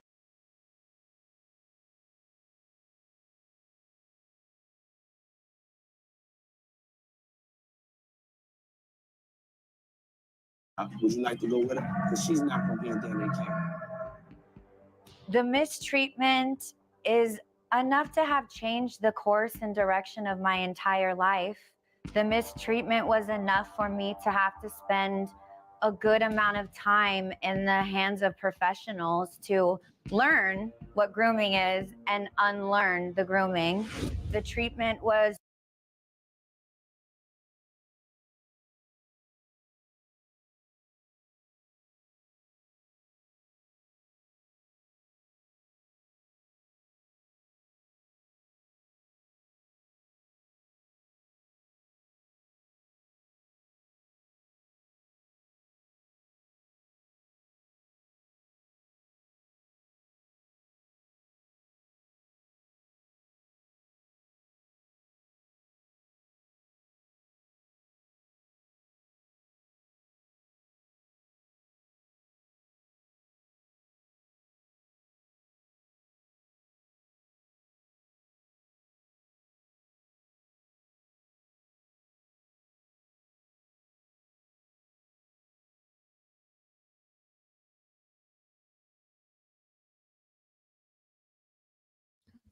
How the hell you sitting here talking about you had to learn what grooming is? Don't you got parents? Don't you got a mama? Don't you got a goddamn daddy that raised you? Your parents groom you. They raised you a certain way. They raised you to be a respectful young child. They raised you to be a respectful young lady. They raised you to be a responsible adult. That's considered grooming. Your parents groom you. So how the fuck you had to go and learn what grooming was at 20-some years old? Like, come on, man. Who you want to believe that shit? You want me to believe that you didn't know and understand what grooming means? The fuck? Are you serious? See, this is what I say, man. A lot of people, especially with the women, a lot with the women. I'm not gonna just say the women. I don't want to isolate and make it a woman thing. A lot of people don't want to accept accountability. They want shit, but then when they get it, and then they can't maintain it, then they want to blame other people for losing it. That's just not how life works. Someone gives you an opportunity. It's your responsibility to maintain that opportunity. That means you have to do everything that you need to do respectfully to maintain that opportunity. And if you lose that opportunity, you can't get mad when the person who gave you the opportunity take it away. When you didn't do what you had to do to maintain that opportunity. Now this is what we have going on in the world today. No one want to take accountability for losing an opportunity that was given to them because they feel like it was given to me. I'm supposed to have it forever. That's not how life works. You get an opportunity, you capitalize on it.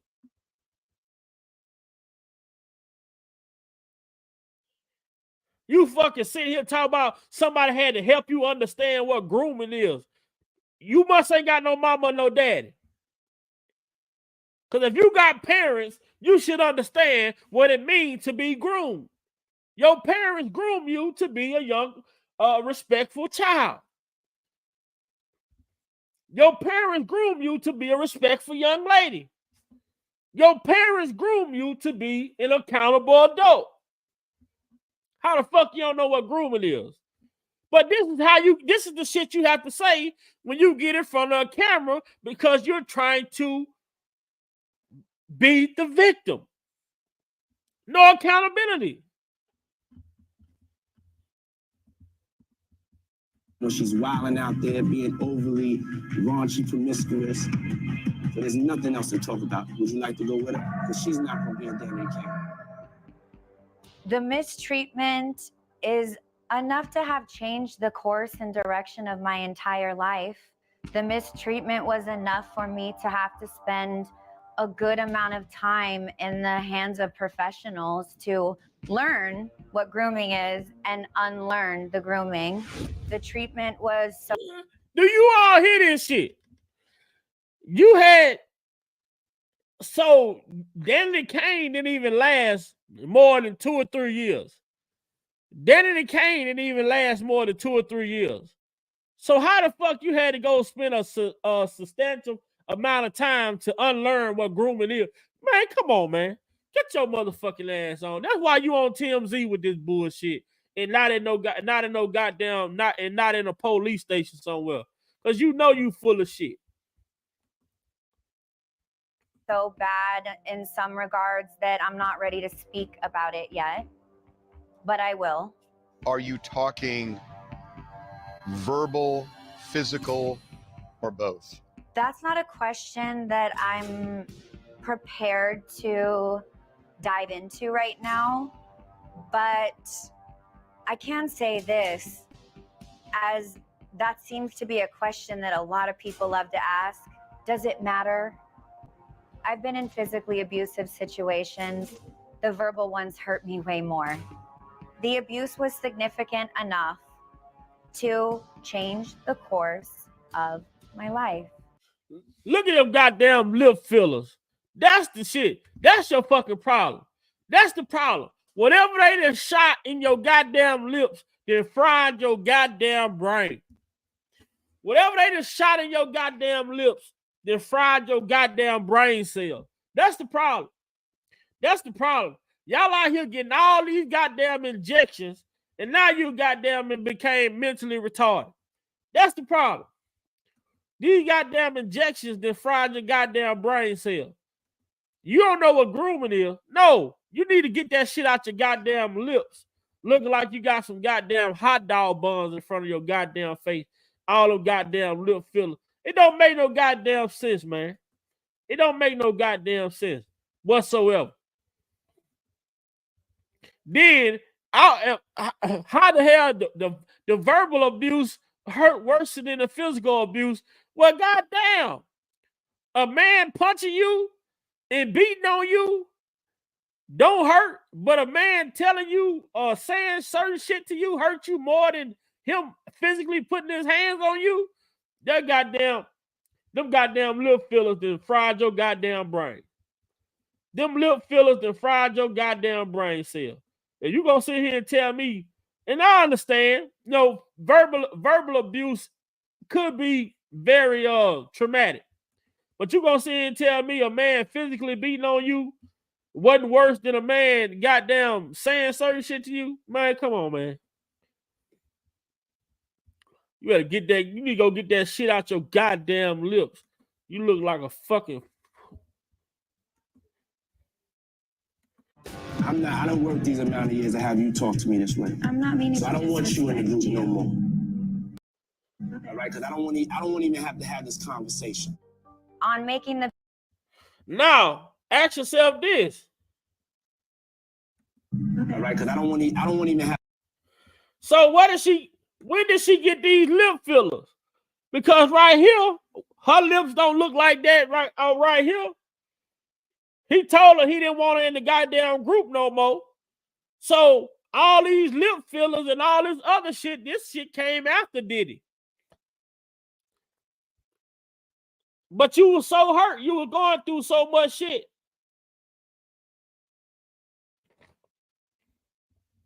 Man, no. Have to have this conversation. On making the band alone, we experienced intimidation tactics. We experienced body shaming, beat downs. And then when we thought we were absolutely nothing, and I'm talking from sleep deprivation to bunkers, it was very like training us to be good soldiers. Now, I'm going to say this to Diddy defense. This man is investing his money into you all. This man don't know y'all from can to can't. This man don't know y'all. This man is investing in you all. He's taking a chance on you all. And what he has to do, and I'm just alleged. I'm going to say alleged. This man has to see, are y'all willing to put in the work for the amount of money that he's going to have to invest in y'all to help you all have a career? If you all don't want to put in the work, the practice, the working out, the discipline, why would I want to invest millions of dollars behind y'all if y'all not willing to invest in y'all self? See, the shit that you crying about, this man had y'all doing. I've heard other artists say they have went through similar things and they had a successful career. Because they understood that you have to put in work.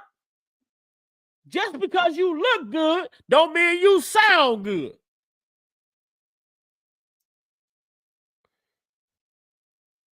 A pretty face ain't never hit a goddamn note. You have to have vocals.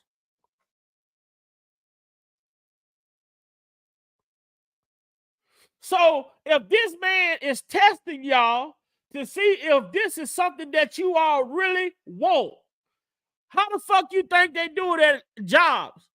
Anytime you get hired at a job, right, you have a probation period. They want to see if you're going to make it through that probation period before they offer you a full-time job, before they invest in benefits for you. Because they're taking a chance. So if Diddy is taking a chance on y'all, he needs to understand if this is something that y'all want to do. What are you willing to go through to get to where you're trying to go? See, this is the problem right here. Shit has been handed to so many people in life to where they feel as though they don't have to work for shit. And that's the problem. So many people have been handed shit to when it come down to them having to work for something, they feel as though they're being mistreated.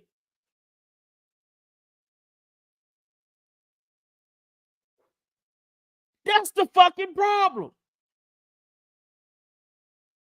Your mama gives you shit. Your daddy gives you shit. But even when it comes to your parents giving you shit, they have expectations of you in order for them to give to you. So you get mad at that?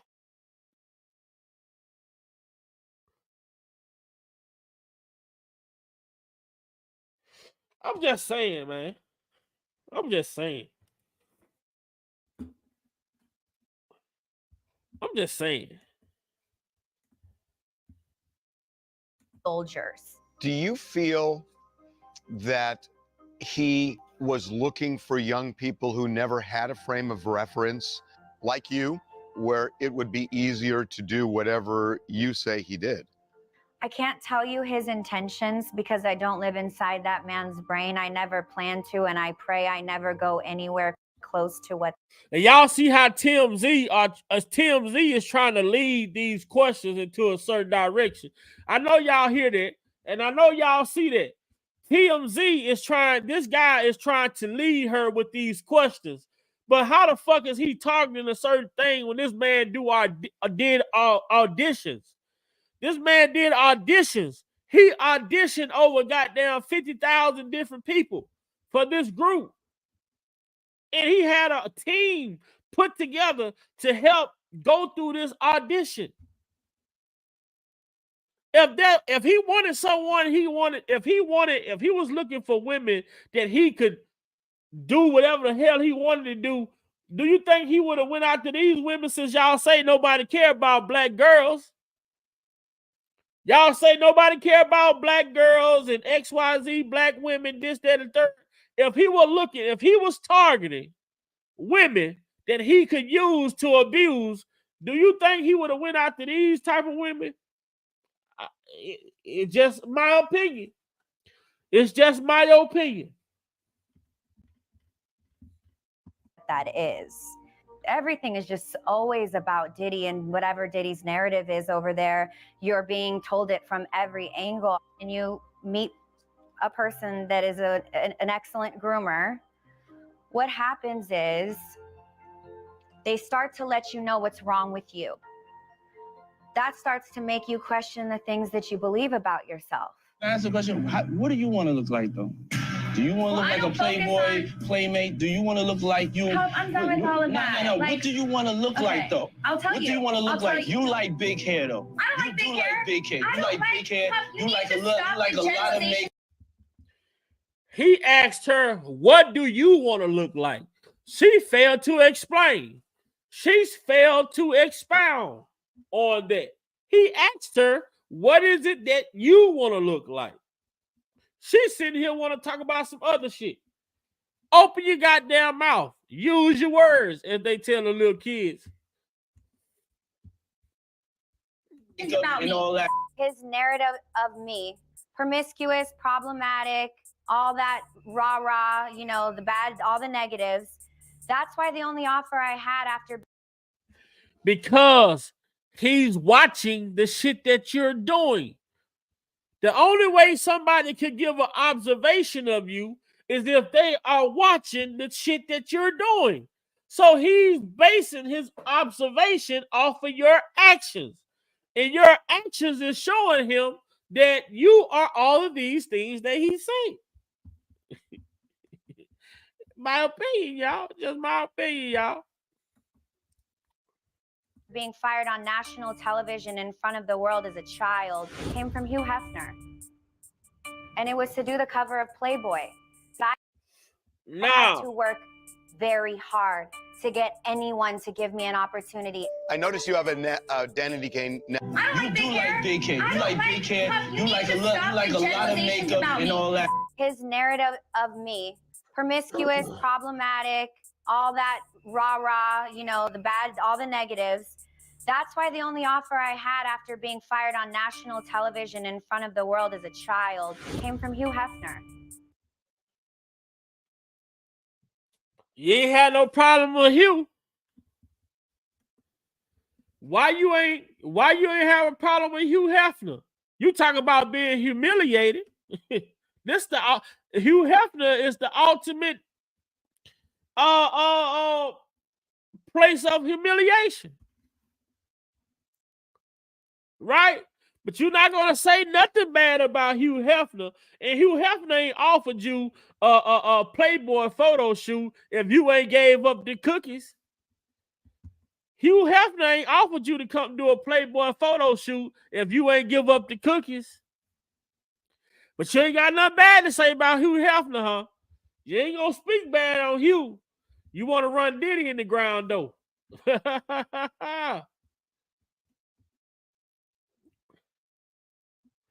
Now, she said she was fired by Diddy when she was a child, but hired by Hugh Hefner. Come on now. Come on now. To get on the cover of Playboy magazine. And you didn't just, Hugh Hefner, you just ain't get on Playboy magazine for free. You know what I'm saying? And it was to do the cover of Playboy. So I had to work very hard to get anyone to give me an opportunity. I notice you have a Danity Kane necklace on. I'm just wondering how you process Danity Kane, which in so many ways gave opportunities, but is so connected to Diddy. Does that make you sad? Can you distinguish between Diddy and... Look at the face. How many of y'all want to bet she about to cry? How many of y'all want to bet she about to cry? Look at her. Come on, man. Here go them fake tears. See, this is acting. This is acting, y'all. They got the shit already, the tear ducts and shit already, so she can start sitting here like she about to cry. You hear how the music they got? Here come the fake tears, y'all. Y'all better get y'all goddamn umbrellas ready, because it's finna start raining in this motherfucker. It's finna start raining tears. Look at it. It's about to come. your success there, or is it all just so intertwined? Complex question. Quickest answer. If you do enough work on yourself, you can get to a place where you will be able to distinguish yourself from abusers and toxic situations. Anyone out there that has gone through that or is in that right now, please hear me. Resonate with me in this moment. Yeah, for anyone out here who's gonna be taking advice from this motherfucker, she left P. Diddy and went to Hugh Hefner. I don't think she made good life decisions, man. Come on, man. You say you went through all this shit with Diddy, but you left Diddy and went to Hugh Hefner. I don't think this is the right person to be listening to.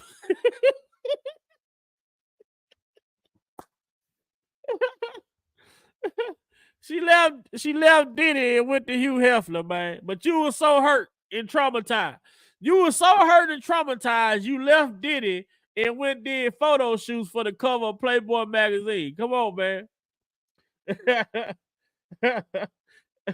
I'm trying to make sense of it. I'm trying to make sense of it. You're so hurt. You're so hurt. You know what I'm saying? You can distinguish every piece of it. You can separate them and you can pick what parts you are going to carry with you into your future. So I wear this necklace for my ladies out there. I think it's because we were surrounded by a team of men. And I don't know that any of those men ever had our best interests at hand.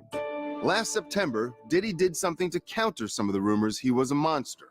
I read that you are going to actually give back the publishing rights to a bunch of artists on your label, which is incredible because it's happening at a moment that actually those rights are going for a very high dollar, and many people would keep that money for themselves. Yes, us as a people have to look within and do the right thing. So it was just the right thing to do, and it's reform for the industry and reform for just us as people. Oh, you're an incredible human. When TMZ ran the headline, and I have a screenshot of it because I do want to call you out. I received the publishing deal. I know what it says. I know how much money it was giving me.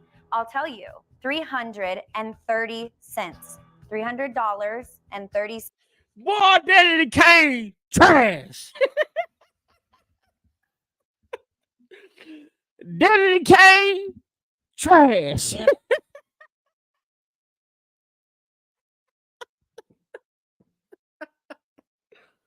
Man, if y'all music is only generating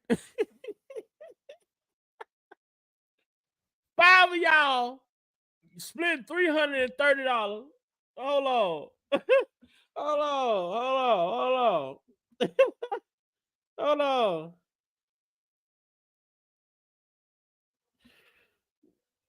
Hold on.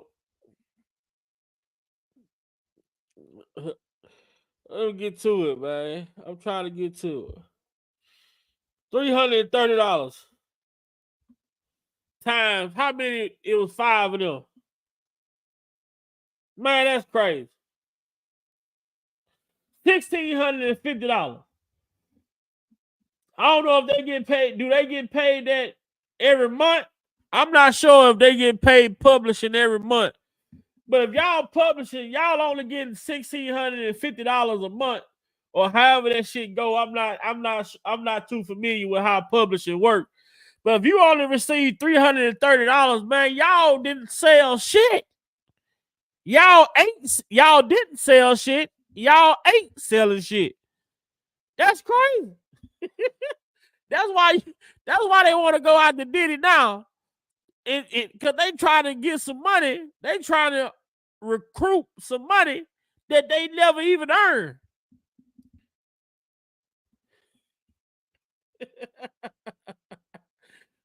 So they say, fuck it, our music ain't getting no money, so let's sue his ass. Cents for a full release of all claims against Diddy and many other players. Never can disparage Diddy on any social media site, on any podcast, on any format. Never have any rights to any claims again over any type of wrongdoings with your music or with any of these parties listed. Man, Sir Miguel say publishing pay out quarterly. So she only getting $330 every quarter. Man, that's 16. Their music is making $1,650 every quarter. That's trash.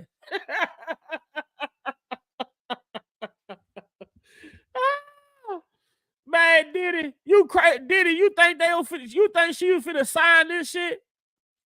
Her music, they only getting $330 a piece, and you want them to sign a deal and say that they can't talk about you, none of this shit? Man, hell no. She can come up with a fake story and sue your ass and get more money than that. And that's what she did. Once you sign it, in fact, it said, you can never mention the existence of me.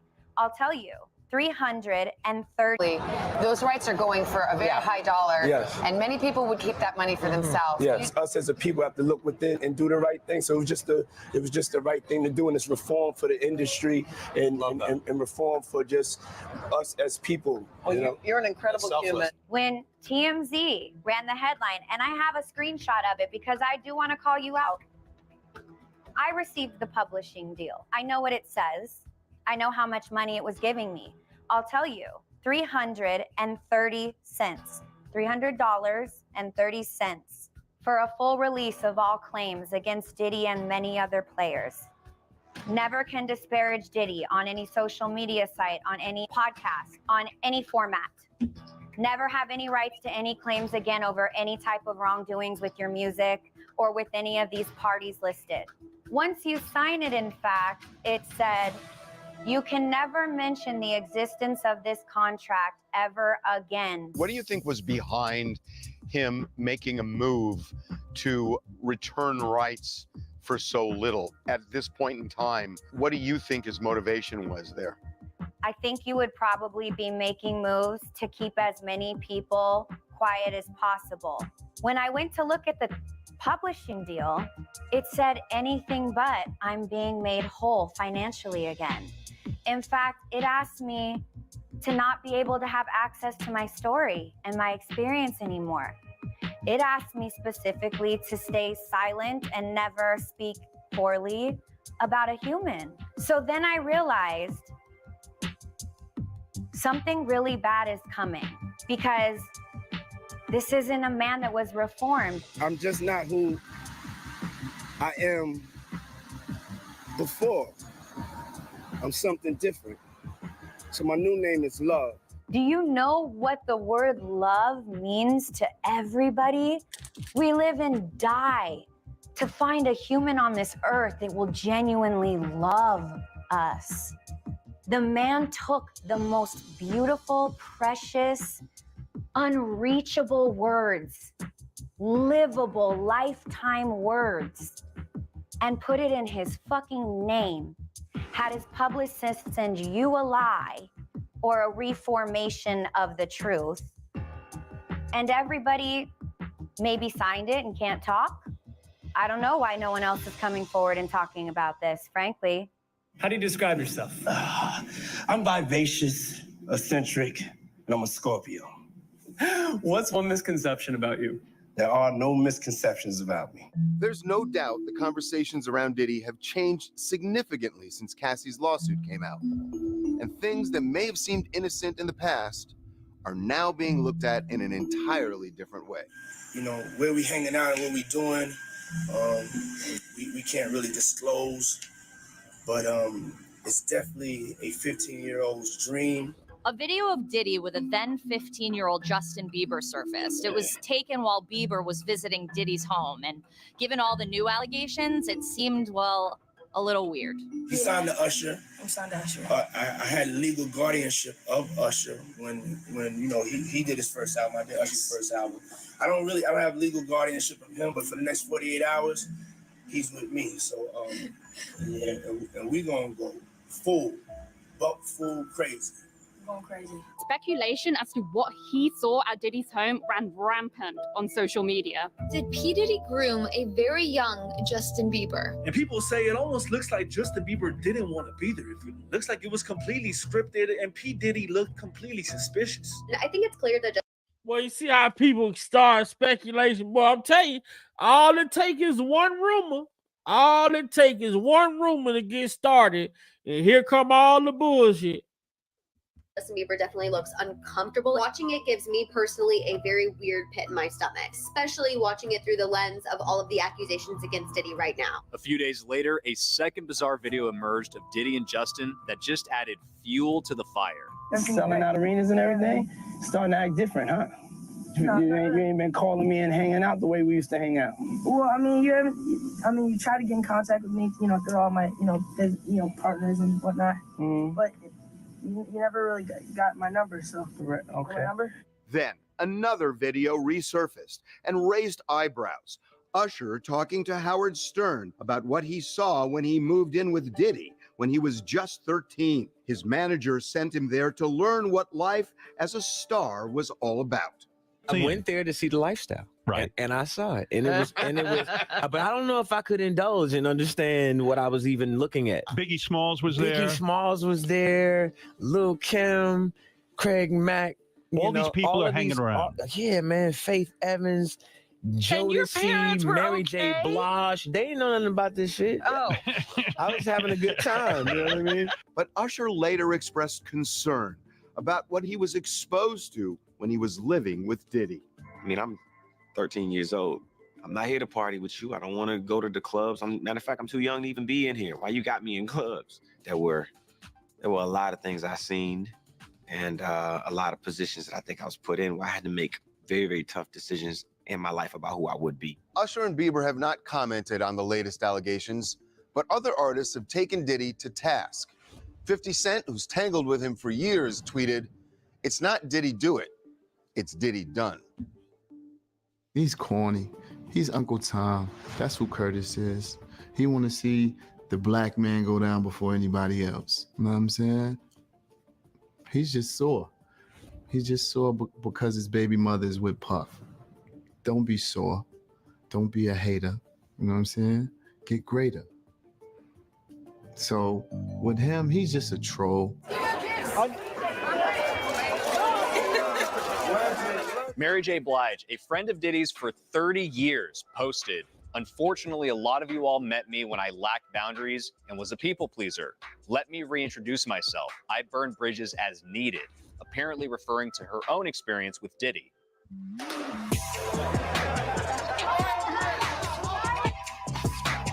How do her posts relate to Diddy? How do they just speculate? How do they just speculate that her post is related to Diddy? Man, these people, boy, this is crazy. Tim.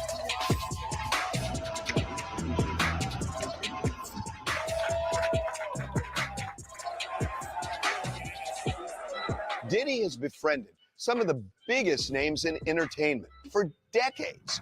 Yet none of those stars have come out to defend him. Not one. That may. So, Tim Z, why y'all ain't did none of this type of videos on DJ Kid? Why y'all ain't did none of this shit on DJ Kid and all of the celebrities that DJ Kid was around? Why y'all ain't covered the DJ Kid story? That's what I want to know, Tim Z. Tim Z, why y'all ain't covered the DJ Kid story?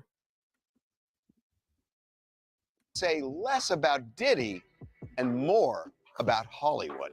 Hollywood is eerily and noticeably quiet about all of the Diddy controversy right now. And I think it's a very simple reason for it. And that is people in glass houses don't want to throw stones.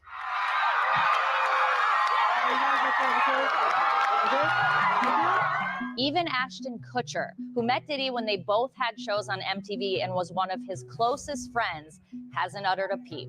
The radio silence around this case, in my opinion, is highly unusual. Even if you look at, say, R. Kelly, who's someone who is very much maligned and should be given what he's been convicted of, he did have supporters. Nah, you got me fucked up. Hold on. Why is KL's even brought up in any of this shit? Why is Kelly brought up in any of this shit? And like I just said, y'all, the other day, when they showed Harvey Weinstein, we never saw Harvey Weinstein in a jail jumpsuit or a picture that looked like, every time they mention Chaos, this is the first picture they put up. Y'all thought I was lying? I didn't even know this was going to be in here. Every time they mention Chaos, this is the picture they put up. But when they talked about Harvey Weinstein conviction being overturned, you saw this man in a nice looking suit, everything. Boy, these people something serious. Don't want to throw stones.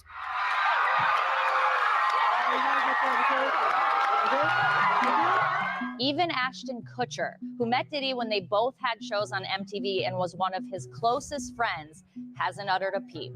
The radio silence around this case, in my opinion, is highly unusual. Even if you look at, say, R. Kelly, who's someone who is very much maligned and should be given what he's been convicted of, he did have supporters early on. Diddy has none. It's cricket. A lot of these cats, they don't have, first of all, they don't have a heart. Second of all, it's like, I can't be seen standing next to him while that's going on. I don't want people to look at me funny. So you got those that just won't come near it because they don't want to be affected. And that's just the way it is. There are a lot of people who are probably implicated in his events, in his activities, even if they're not criminally guilty, they just might have been at a party. They may just have been hanging out. And if he gets attached to something that is considered awful or outside the boundaries of what you're allowed to do, then no one wants to be connected to him at all. Is there another reason why other people ain't speaking out in his defense? I think a lot of people are just trying to understand what is and what's not, you know? Another reason people aren't coming to Diddy's defense, Diddy was allegedly obsessed with recording everything that went on in his homes. Everything. If they have 250 cameras they took out his house, they have a whole bunch of images or footage of things that were going on around his house. A lot of people might be running from that tape. I don't think it's only celebrities going to be shook. Now, ask yourself this. Cassie filed a lawsuit in November.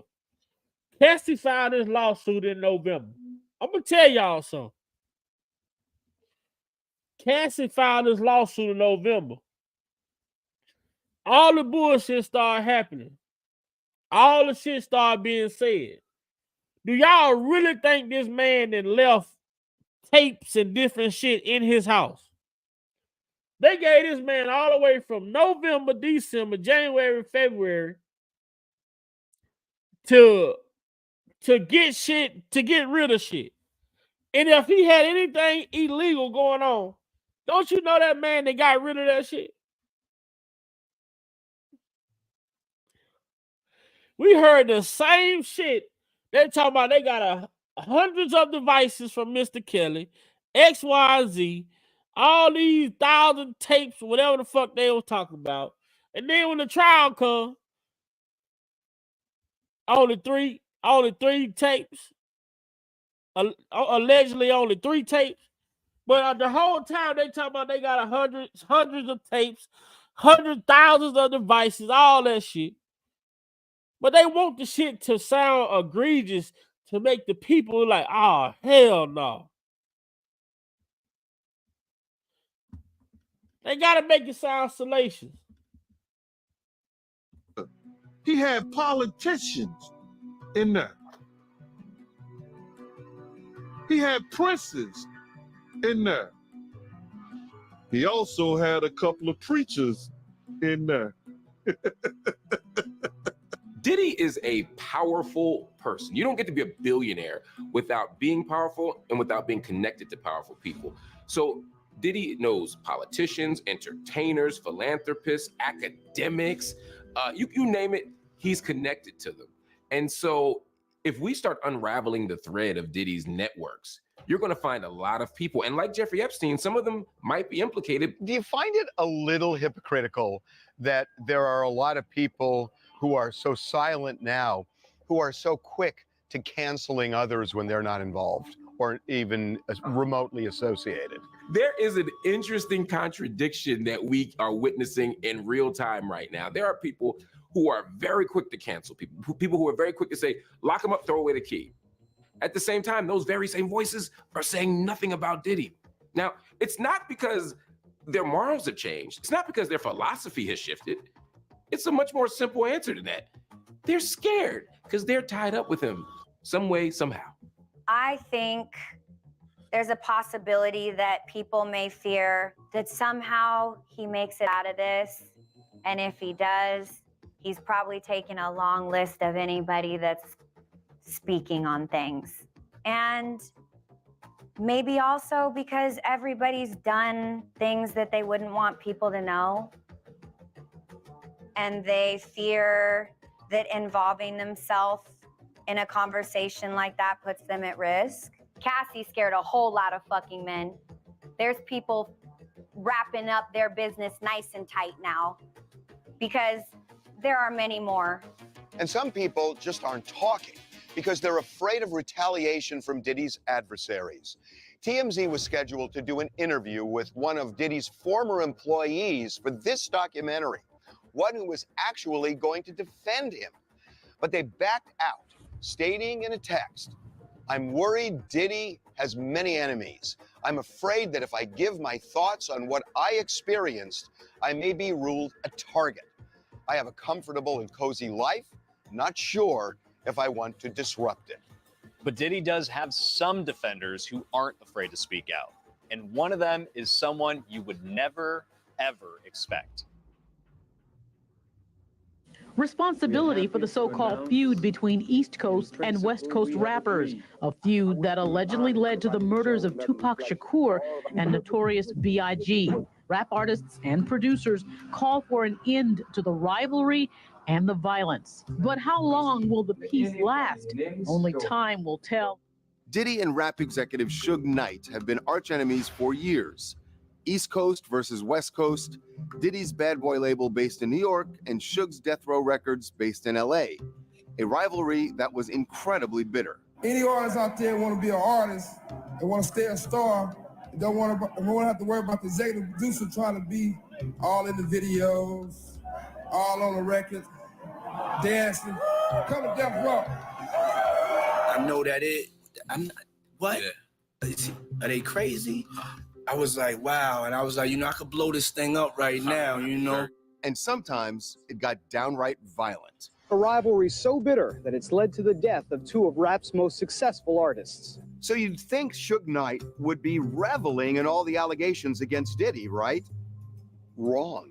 I talked to him on the phone from a California prison where he's serving 28 years for a fatal hit and run. And what he told me, blew me away. My first reaction, it's not the reaction I thought I would have when it came to Puffy. You know what I mean? I thought it'd be a reaction like he got what he got coming because everybody know what's been going on.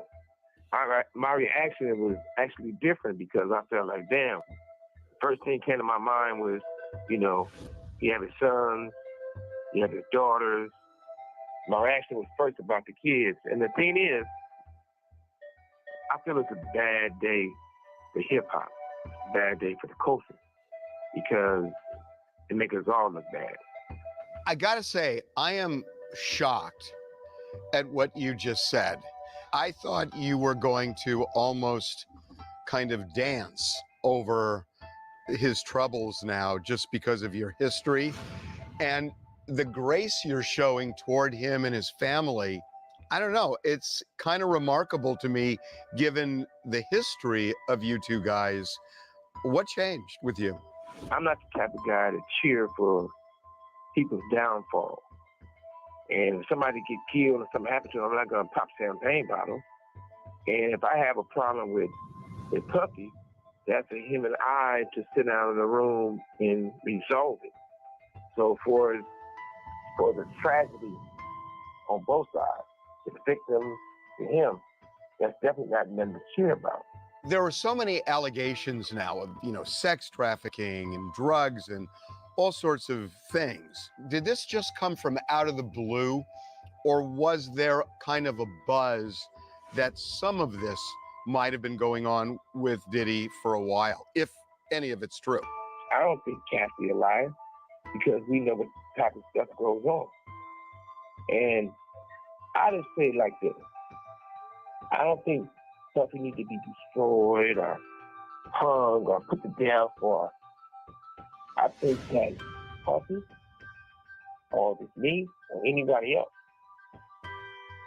we should be able to tell our truth. By telling our truth, we can't change the past, but we can help the present and we can help the future. So if Puffy tells his story uncut, he can help everyone. Let him tell the truth. Do you think that the silence of people in the music business and in entertainment generally over what's going on with Diddy right now, with all of the allegations and lawsuits, do you think that silence is really kind of rooted more in fear, that they're afraid, oh my God, I have associations too? Because that's sort of what you just alluded to. I think they silence is guilt. Guilty, guilty, guilty. If they walk like a duck, quack like a duck, it's gonna be a duck. I don't think one person around who was hanging with Puffy, who's not acting like Puffy. So as the feathers flock together, what you think?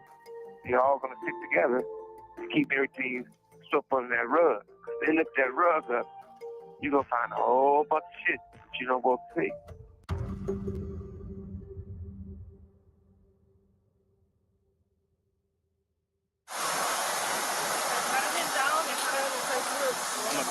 One person who could literally hold the key to Diddy's future and freedom is a young man named Brendan Paul. Brendan was the only person arrested and charged on the day of those raids back in March. Authorities say they found cocaine and marijuana candy in his luggage at the airport where Diddy was questioned. According to Rodney Jones' lawsuit, Brendan is Diddy's drug mule, who allegedly acquires and distributes Mr. Combs' drugs and guns.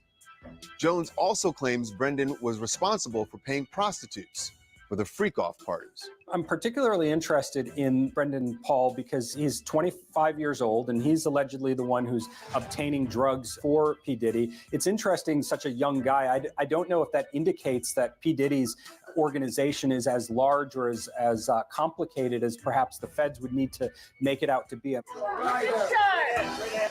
more time, Only 2 years out of college, Brendan became part of Diddy's inner circle. On social media, he's seen celebrating at Diddy's latest album release party. Brendan's one of Diddy's assistants. We used to play ball together, kick it. Producer, has an artist. He's a pretty cool dude. He and Diddy, you know, he was Diddy's assistant. I mean, he was with him all the time. So they had a cool little, you know, relationship, a cool little brotherhood. Brendan was released the day after his arrest on a $2,500 bond. His attorney has refused to comment on the case, but given his proximity to Diddy, authorities are no doubt interested in what he saw behind closed doors. The feds are going to be looking for anybody close to P. Diddy or whoever their targets are in this investigation to essentially turn on the people that they're most focused on. So they're going to be looking to cut deals. They're going to be looking to grant immunity deals. They will be looking for those people around the center of the orbit to turn on their targets.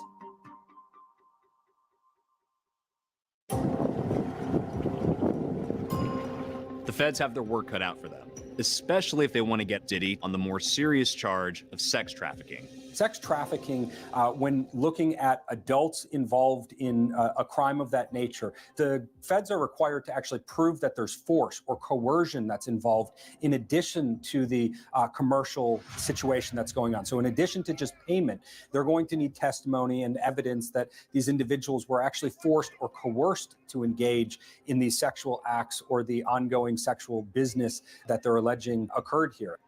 I have heard the stories regarding Diddy having prostitutes that willingly want to go with him across state lines. But there's a couple things that need to be looked at in regards to that. Was there a power dynamic? Were they fearful? Was something making it so that they felt that they needed to, or else there would be consequences for not? It just takes one of them to be doing this against their will for that to be human trafficking. One thing that could help the feds, Cassie Ventura can still be compelled to testify against Diddy in federal court, even if she agreed not to talk as part of the settlement. Witnesses can be forced to cooperate. They can be subpoenaed and brought in. And that's something that the feds have the power to do. That goes beyond just the idea that perhaps he's settled lawsuits, for example, with Cassie. She can still be subpoenaed. She can still be brought in and essentially made to tell the truth. And if she doesn't, face her own consequences. In fact, as those raids at Diddy's home were going down, Cassie's lawyer posted on X, "We will always support law enforcement when it seeks to prosecute those that have violated the law. Hopefully, this is the beginning of a process that will hold Mr. Combs responsible for his depraved conduct." I think he's going to have a very difficult time getting out of this one because you've got the magnitude of the federal government now that is coming in. And so, in my opinion, it's going to be near impossible for him to get out of. Everybody put your glasses up in the air. Let's take a toast to Sean Combs. If you would have asked me 20 years ago what Diddy's legacy was, I would have said he was one of the stewards of one of the most important and beautiful moments in hip hop. If you would have asked me 10 years ago what Diddy's legacy was going to be, I would say he was the template for the billionaire rap star. Now, in the aftermath of all these allegations, all these rumors, all these innuendos, I don't know what Diddy's legacy is going to be. It's really still an open question. Everyone who interacts with him has their own version of how they would describe him. To some people, he's a saint. To some people, he is their hero. To some people, he is a monster. I think it's just all about how people interact with him and what they've experienced and witnessed being around him. What would I want people to know about Diddy? That, you know, he's like any other man. Loves his mother, loves his children, takes care of a ton of people, gives jobs to a ton of people. Even when the scenario was going on, with all this is going on, people still call him, asking him for stuff, and he's still there for people. It's like, you know, he's a good dude. Are we all perfect? Nah, none of us. Spread love. I love y'all. Love, love, love, love. Savage. I'm a savage. Without y'all, I wouldn't be on this stage. I done seen this dude shake back from some stuff, right? So I'm not gonna count him out. You know what I'm saying? And I'm not gonna make a prediction, but I'm gonna say, you know, I ain't gonna count him out.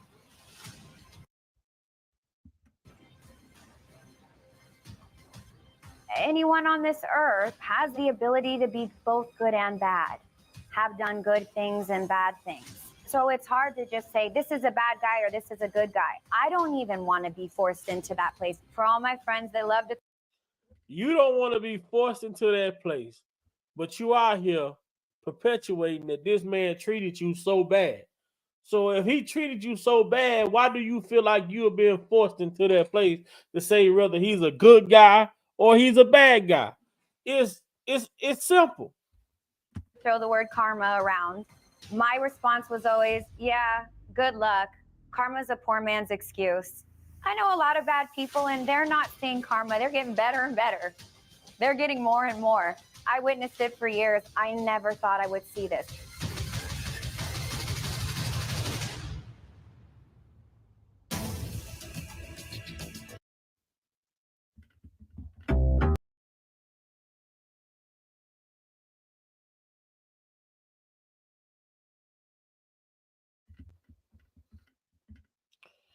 And there you have it, man. And there you have it. So TMZ pretty much put together a bunch of goddamn clips. They brung this girl from Danny the Kane, Mark Curry, the other bodyguard Gene. Like they just put a bunch of fucking bullshit ass clips together that they gathered up from different people or they paid for from different people and put this shit out on Tubi. I mean, nothing about that shit made me convinced or even made me, if anything, looking at the bullshit, especially with Lil Rod, whatever his name, Lil Rod, talking about Diddy was grooming him to pass him off to Cuba Gooding Jr.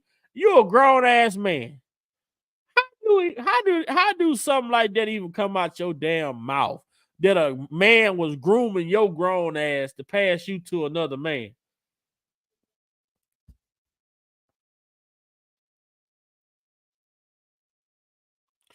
You gotta make this shit make sense, man.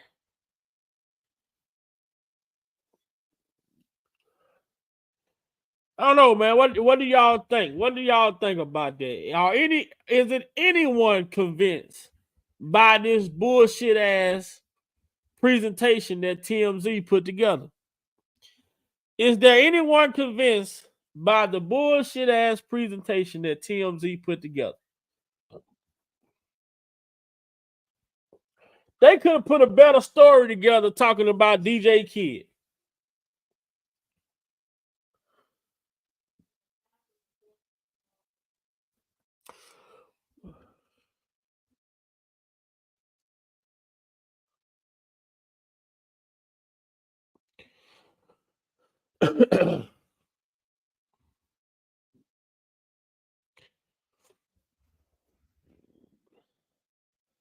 So I said he was a kid in high school when it started.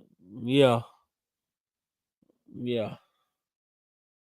I believe that too. I believe that too. What up, Unc? Nephew, how you feeling? I happen to be off today. I'm not gonna get into that. I'll talk to you about that later. It ain't really that deep. I had me a power nap, so forgive me for being late to the party. Blessing to every single household that's represented in the chat. Three good things, three fast things off the top of my head. I can pretty much get the gist of what's going on. A lot of stuff that was said, we can see how they laid out exactly the way they did Mr. Kelly. Uh-huh. Let that breathe. Let that breathe. For all you who know, that pay close attention. Number two, shout out to brother Luke Campbell. He made a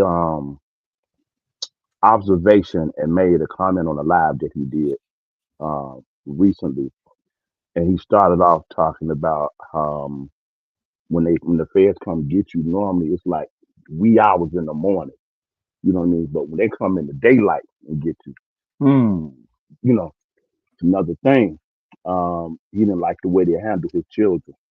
You know what I mean? Grown folks, hey, they grown, they can do, but person's children, man. And so that was the thing. Then he talked about how when you have individuals that you partner with, who have sponsors, who has shareholders, and for whatever reason, you may have a disagreement or a dispute with those that you have partnered with for a particular brand on the market. His suggestion, first off, was don't take that to the media. You know what I mean? And he said how a lot of these individuals have strong political backing, you know what I mean, who have allegedly, money that they didn't dump in campaigns for individuals that are judges, federal judges, senators, you know what I mean, even law firms, who is partner, who really have connected with the media, um, and you affect these people, shareholders and sponsors, and who have partnered with you using your brand, using your name to get you to the status where they believe, paraphrasing, and it's all alleged, that they have actually made you billionaire. You ain't self-made. Your products and album haven't did such on its own that you at that particular status. So we pretty much we made you. So there will be warnings. You know what I mean? It's just like Quad Studio. That was a warning to Pop. That was a warning. Pop felt, how he felt. His mindset was where it was after things settled. Pop still moved a certain way. And them people allegedly that's in a certain position say, okay, he didn't get that message. Okay, all right, we'll move right on. So my last thing I would say, it's mighty funny, nephew, and I pass it to you. It's an old song by Sam Cooke. I forgot what name of the song, what album it's on, but Sam Cooke says a line in the song, nobody wants you when you're down and out. You know what I'm saying? When you had that good gin, you had the good champagne, you had this passing out, you was doing this, you was doing that. People were cheering for your nephew. Oh, you was the man, you was doing your thing. But he said, now you ain't got that, paraphrasing, now you ain't got this, you ain't got that, you ain't got this. That's pretty much what Sam Cooke was saying in the song. Then he said, man, if I ever get my hand on $1 again, he said, I'm gonna hold on to the eagle grin. Nephew, have you ever seen an eagle grin? I'll let it breathe. I'll let it breathe, nephew. So those are the things that off the top give you a good jet. And I know I didn't see the beginning from the end, but I can pretty much get, because this is just the same play that they did with Brother Kelly. I mean, my whole thing is this. They have made it, when we talk about the United States, and we talk about the feds and how people talk about the feds, and when you hear the feds are involved, the feds ain't coming unless they got something. But the feds came with a search warrant and not an indictment. There you go, nephew. You said something right there. That's powerful what you just said now. That's powerful what you just said. And one thing I want people to understand that. I'm sorry, nephew. Didn't somebody say, we got the storage? Yeah. Nephew, you see how close I get back. You got everything. And my whole thing is this. It ain't to say what happened, what didn't happen, what couldn't have happened, what did happen. Correct. Correct. When you say shit like, well, when Diddy heard that I was talking to another guy when me and him was on and off, he threatened to blow up the guy's car, and then the guy's car ended up getting blown up in the driveway. Then you turn around and say, he made you have sex with other men. It don't make sense.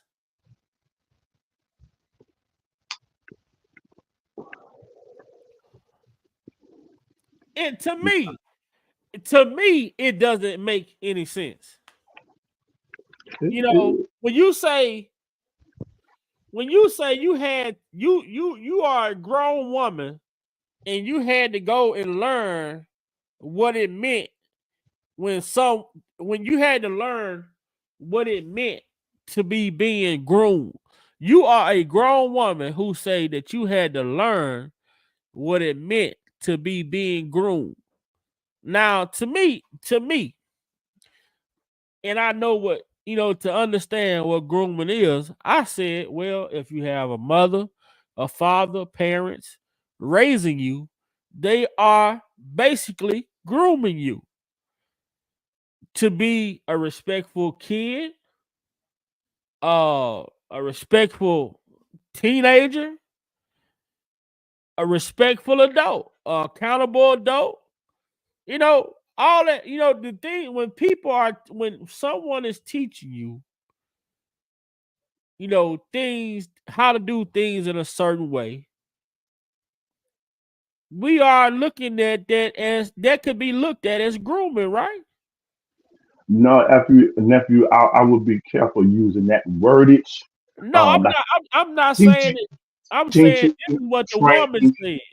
yeah, This is what teaching, the woman said. yeah. Well, you know, those are you got to realize these are key words. Levi said some stuff years ago. Levi said, what did the phrase that Levi used? Levi said, they're wordsmiths. You Right. know what I mean? They But use for you to be a they use grown trigger woman words. Yeah, they to use say, trigger words. They use trigger words. So for that's you somebody to in that be, person's ear, telling that person what to say and how to say it. And they use certain words. That's the same thing they did with Brother Kelly. yeah, Exact that's same thing. bullshit though. You're not Yeah, finna tell me a grown ass person don't know what grooming is. You're not finna sit here and you're not finna convince me of that. You a grown ass person, a grown woman with parents who taught you, educated you at some point in your life, and you don't know what grooming is. But then, you know, based off of their conversation, what happened is you have in some individuals who are spoiled in life, who feel as though everything should be handed to them. And they don't understand what it means to be invested in. When someone invests in you, they have to understand that you are 100% buying into whatever it is that you're trying to achieve. Right now, you're not finna give me a job at your job. You're not finna put your neck out on the line if I call you and say, I need a job. Can you get me on at your job? I only need to be there for about 2 or 3 months. You're not finna put your neck out like that. Because I already told you I'm finna quit. right. So you're not finna invest all of your time and your seniority that you have put in at your job to establish your name, to put your name on the line for to bring somebody in. You giving these people your word on this person, and this person come in and do the complete opposite of who you are. Yeah, Because if they look at you speak for me, that means everything I do looks, it's a representation of you. correct. So when these people go for these like these record deals and shit like that, these people who are these owners of the record labels, they have to invest in you.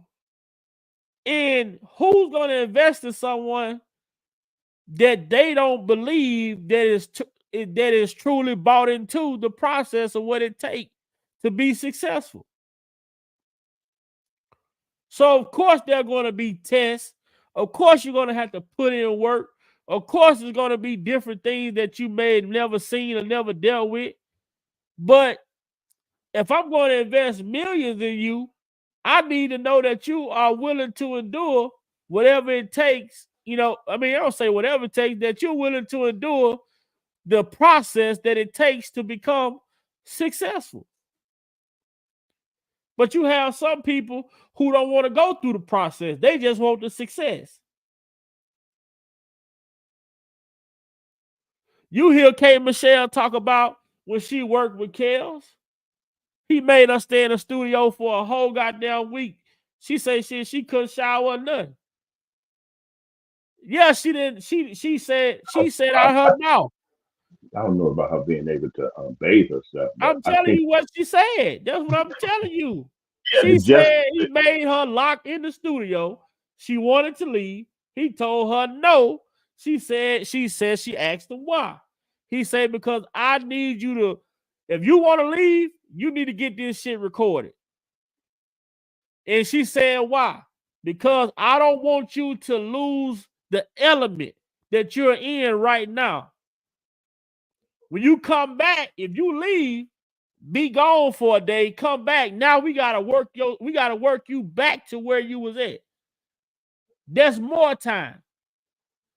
That's why he recorded the way he recorded and stayed in the studio the way he stayed in the studio. Because once he got going, he recorded majority of a lot, whatever it was he was trying to get recorded, he did it all in that element. So when he left, he left that session the way that it was. And you go listen to Kelly Price say the same thing. A lot of these people he worked with say the same thing when it comes to him working in the studio. When he gets you where he needs you to be, you got to be locked in. And if it take you a day or two to get that shit complete, you're going to be locked in that studio until it's done. Not on no weird shit, but that's just, he know how to bring out the best in an artist. Now, you want to do it your way, Sparkle. You know what I mean? You want to do it your way, shit, have at it. But look at K. Michelle. She say that was some of the best. That was her by far her best album. But you see, nephew, the point is made. Everything is organically in the moment, the magical moment, and his resume speaks for itself. But you can see how the process of what he does. They said the same thing about Tupac Amaru Shakur. You know what I mean? But you see how somebody take that. If you're trying to get an indictment, they're trying to build a case against you. You see with all these resources how they can take that and twist that and make it criminal. That's my point I was making. Oh yeah, so the people have to be understanding. And Mr. Kelly, he hasn't worked it like Tupac. They say that man will go and record a whole album in a day. Which back then was unheard of. Somebody record a whole album in a day. They say most of the time his songs will already be wrote. They just had to pick the right beat. That's why he kept a rhyme book with him. So if someone brought him a beat, the music had to be the backdrop of what he wrote and what he was trying to get across. Genius, man, genius.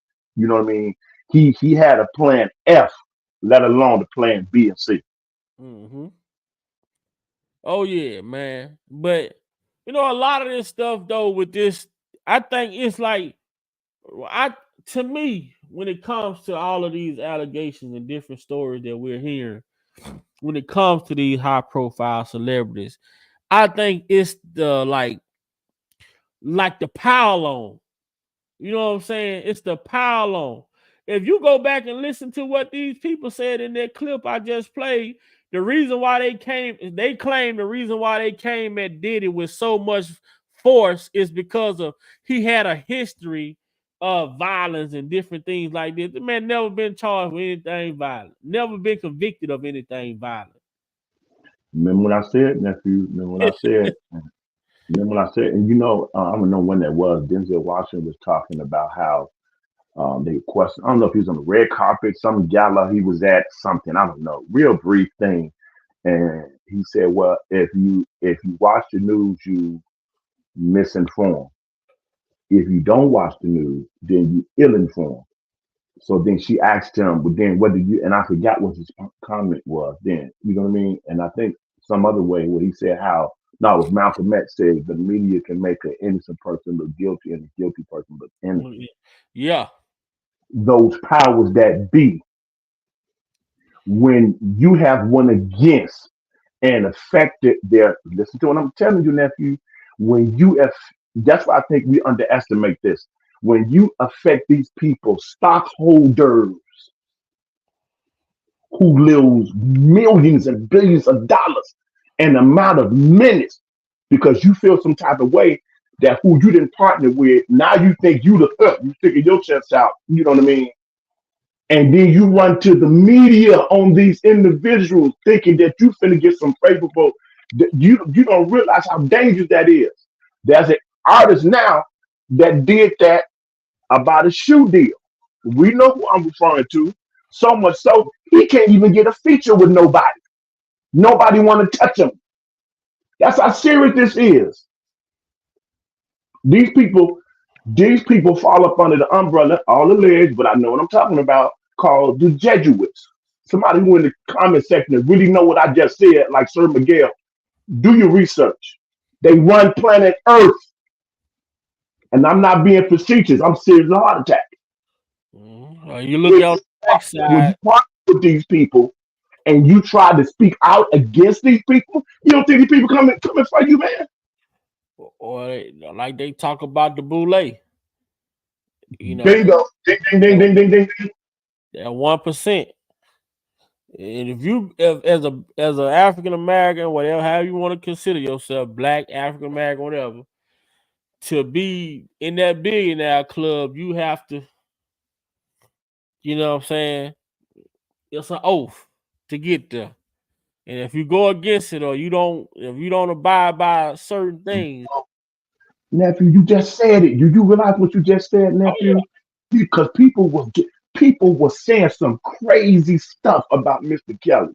Why don't you shut up? Why you don't speak up? Why do you don't say? Why do you don't do? It's a lot of stuff goes on with these labels and who these label executives are partnered with. They got strong backing and affiliation with powerful political people. You feel what I'm saying? And then if you don't have a correct, man, please, man, come on, nephew. It's a dangerous game. I mean, we sit here and watch them do a whole goddamn thing on P. Diddy, TMZ, but they do a whole goddamn story on P. Diddy, but they don't do nothing on this goddamn DJ Kid. You know what I'm saying? You ain't seen it on the news. You don't hear it on the news. Nothing about it nowhere on the news. You know, in the news media. You know, but they want us to feel like they care so much about victims. And this man sexually assaulted nearly 700 underage Black girls and also infected them with HIV. But TMZ want to sit here and just keep then to put the shit on Tubi. They made a whole little mini the downfall of Diddy and put it on Tubi. TMZ. Same thing they did with Surviving Lies. The same playbook, nephew. But see, this thing right here, though. Check this out. What you think about this? Like, do you think Lifetime would allow some shit like this to go on if they were after Diddy?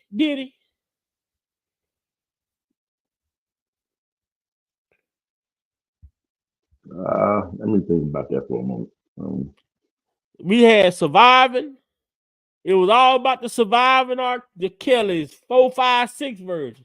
We had them do something on Bill Cosby. They did a thing on Hugh Hefner.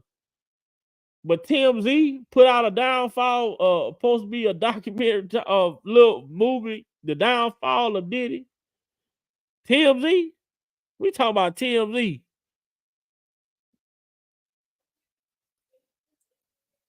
Man, know how, man, if they really wanted to convince people of this shit, man, Lifetime would have had Smoke.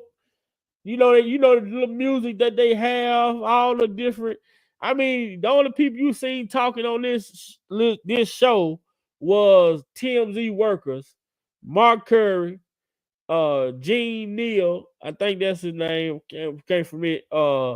This girl from Danny and Kane, and it's Stevie J. And when you look at Lifetime, they didn't have nobody on there talking positive about Mr. Kelly. If Lifetime would have did that shit, would no Stevie J be on there talking about Diddy was a good dude? He loved his mom, he loved his kid. Hell no, not with Lifetime. What's the ties with TMZ? Who owns their network, whatever that is? Who partnered with them? How is that able to get up and running? You know, who funds They that? put the Who shit on backs that? Tubi, See, the bullshit. yeah. I don't say it's the bullshit, but they put this shit, they dropped this shit on Tubi, man. Tubi. Like, not See, I don't know what falls up under the umbrella. That up under Disney, well, who overall owns all these little partners. See, all of these individuals they partner. They all link. They all connected. You follow what I'm saying, nephew? And you can link it back to some powerful political stuff. This is what I'm saying. I don't know who run Tubi, but I know they've got a bunch of hood movies like in Detroit and area, like a bunch of hood. Tubi is like the hood movie. I ain't gonna say all of it is hood, but it's like, you know, it's like the cousin, like, you know, the little cousin of Netflix or some shit. Like, you know what I'm saying? Tubi is I don't know. I gotta look into who organized Tubi. But to see that shit on there, at first when I saw it on there, you know, I'm like, damn. And then when I clicked on it, then I saw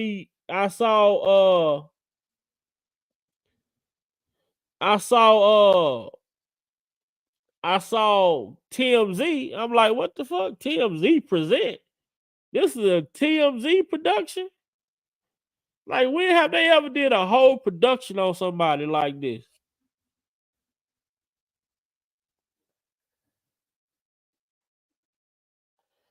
So that was a shocker to me. But you know, I have more time to look into it more so, you know, a little more so tomorrow. But I seen this on there yesterday. I'm like, well, I guess I'll come on today and do a video about it. All right, Kilroy girl. I figured I'll come on and, you know, do something, you know, just to show the people, share with the people, you know, these people that put a hole with TMZ. Now, how the hell now ask yourself this, why the hell now I'm gonna say something. I'm finna say something. Y'all remember Don Russell was telling 120 hours to contact TMZ. They try to put some money in his pocket. So I guess TMZ would be doing the real savage shit, huh? See. Now why would you tell him to get in touch with them? They're gonna drop some money in your pocket. You see what I'm saying? Who's TMZ sponsors and shareholders? Who are they partnered with? You got to look at all of that stuff. In other words, you got to look at the person behind the curtain. Yeah, because you remember 120 hours was supposed to be getting this TV. They were supposed to be getting the reality show. There you go. And you know that you sponsors and networks, you know who these networks are partnered with. That's what I'm saying. Nephew, all this stuff is tied back to what I'm saying. In other words, you don't become famous like that or go to top. You don't unless you go through this certain door and go in this room. It's a process. Yeah, like Luke was saying, I didn't go in that room and make them deals with them people. Cat Williams already done laid this stuff out. He done already laid it out. I didn't compromise. I didn't do nothing. So that's why when I walk in certain rooms, them jokers got to hold their head down when I come in there. Not because he's trying to intimidate me, take y'all that. I didn't make them deals like that. I didn't make them decisions. Also, yeah, so you ain't gonna see me, you know, the way other artists are in my field, you know what I mean, doing. But I'm that one though still. But in order for me to get up, like here, get these deals and get this, I got to go in that room and make them certain deals and certain things come with that. That's part of the game. It says Fox on TMZ, Fox owns Tubi.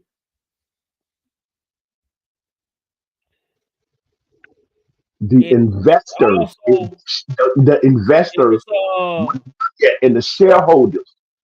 It says an original as a collaboration between AOL and Telepictures, a division of Warner Brothers.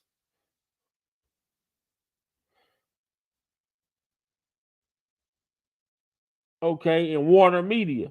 So that they got Warner Brothers and Warner Media, and they also AOL and Telepictures. So Fox owned TMZ, Fox owned Tubi as well.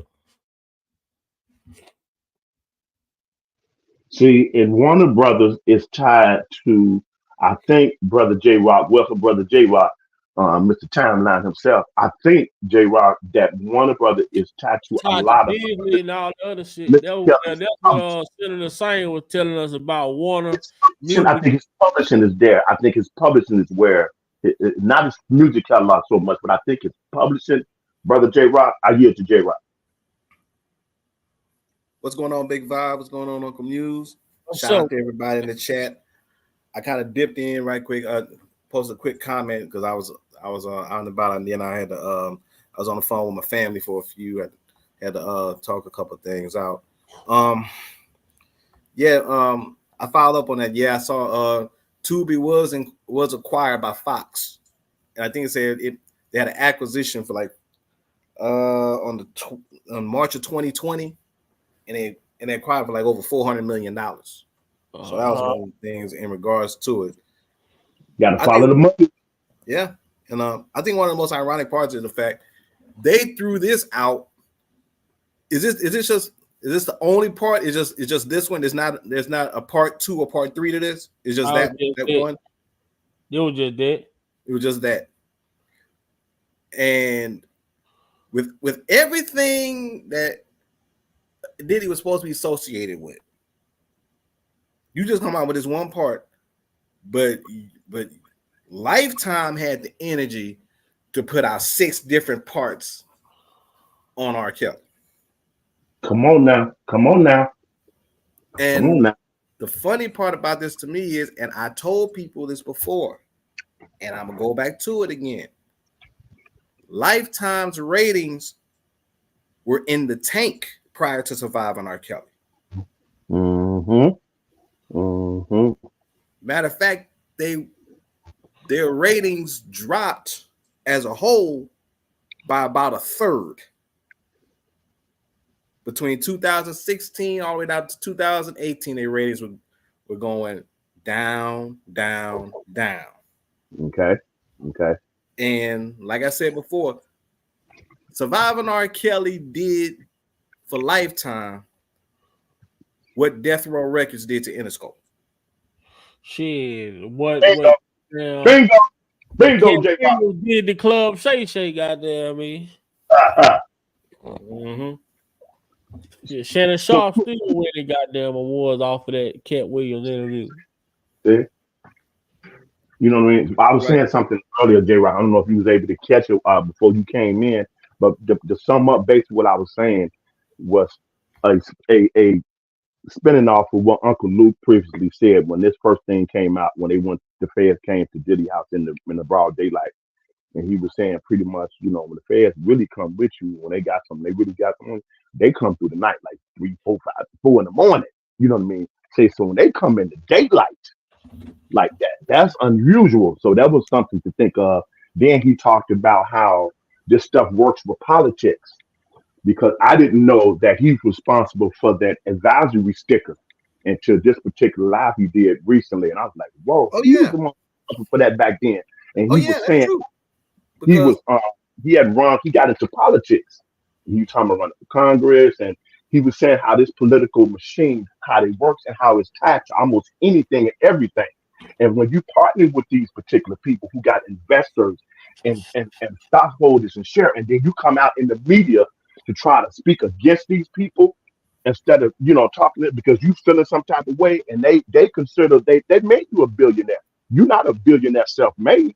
It's when I was getting from what how he broke it down that they partner with you, use your name, your brand, everything, and because you alone with your albums or whatever, you ain't make it to that particular status. We partner with you, so they feel when he came out and did that, and then the other artists who got a shoe deal, who you can't even get a feature with nobody. Ain't nobody want. It's so crazy that he can. We know what I'm talking about. He can't even get a feature with nobody. That's how serious this is. And he was talking about how these people lost money from the time that these two individuals went to the media and this stuff hit, how much their investors start calling around. And then he said, you get these powerful political entities say, hey, give them a call. Hey, talk to his manager about that and tell him to chill out. Paraphrase. Tell him to chill out and calm down, man. And then if you that don't work, okay, let me show him. Let us show him who's the real G. You know what I'm saying? And then you have these people who come out. What all this stuff is linked to. It's like the puppet master where you'll never see who the puppet master is. And he said people be getting money, and I yield back to J Rock on this point. He said a lot of artists going to the business and they getting cars, homes, all that. What you need to be doing is taking the money and dumping it into a campaign.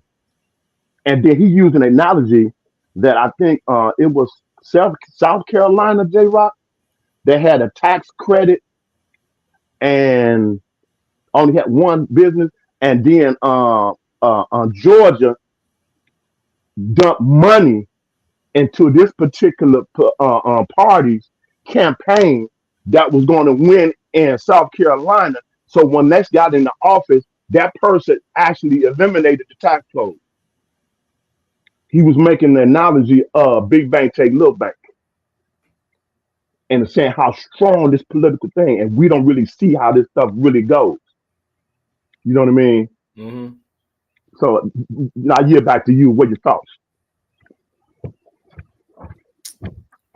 Well, what I can tell you is I mean, when you mentioned the political landscape, one of the things I've always said was that they'll use R. Kelly as an election tool and a political pawn. I've said that numerous times. The moves that they make and everything that they've done points that out. And what did from some of the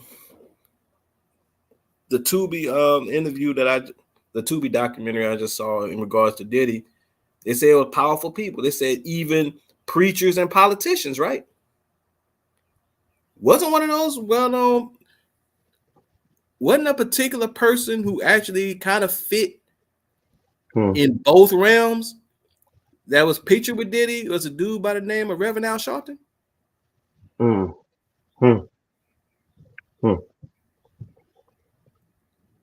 Hey man, he was seen hanging out with Diddy.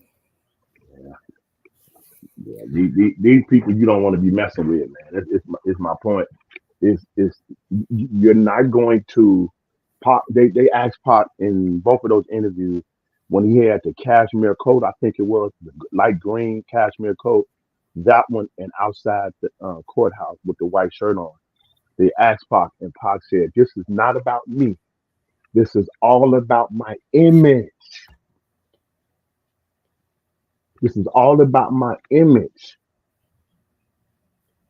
Matulu Shakur said that they'll let you in, and they'll let you go in life, like the little thing with the compartments, the little box, like like the master. He goes around the little thing, and it gets to the end and stop.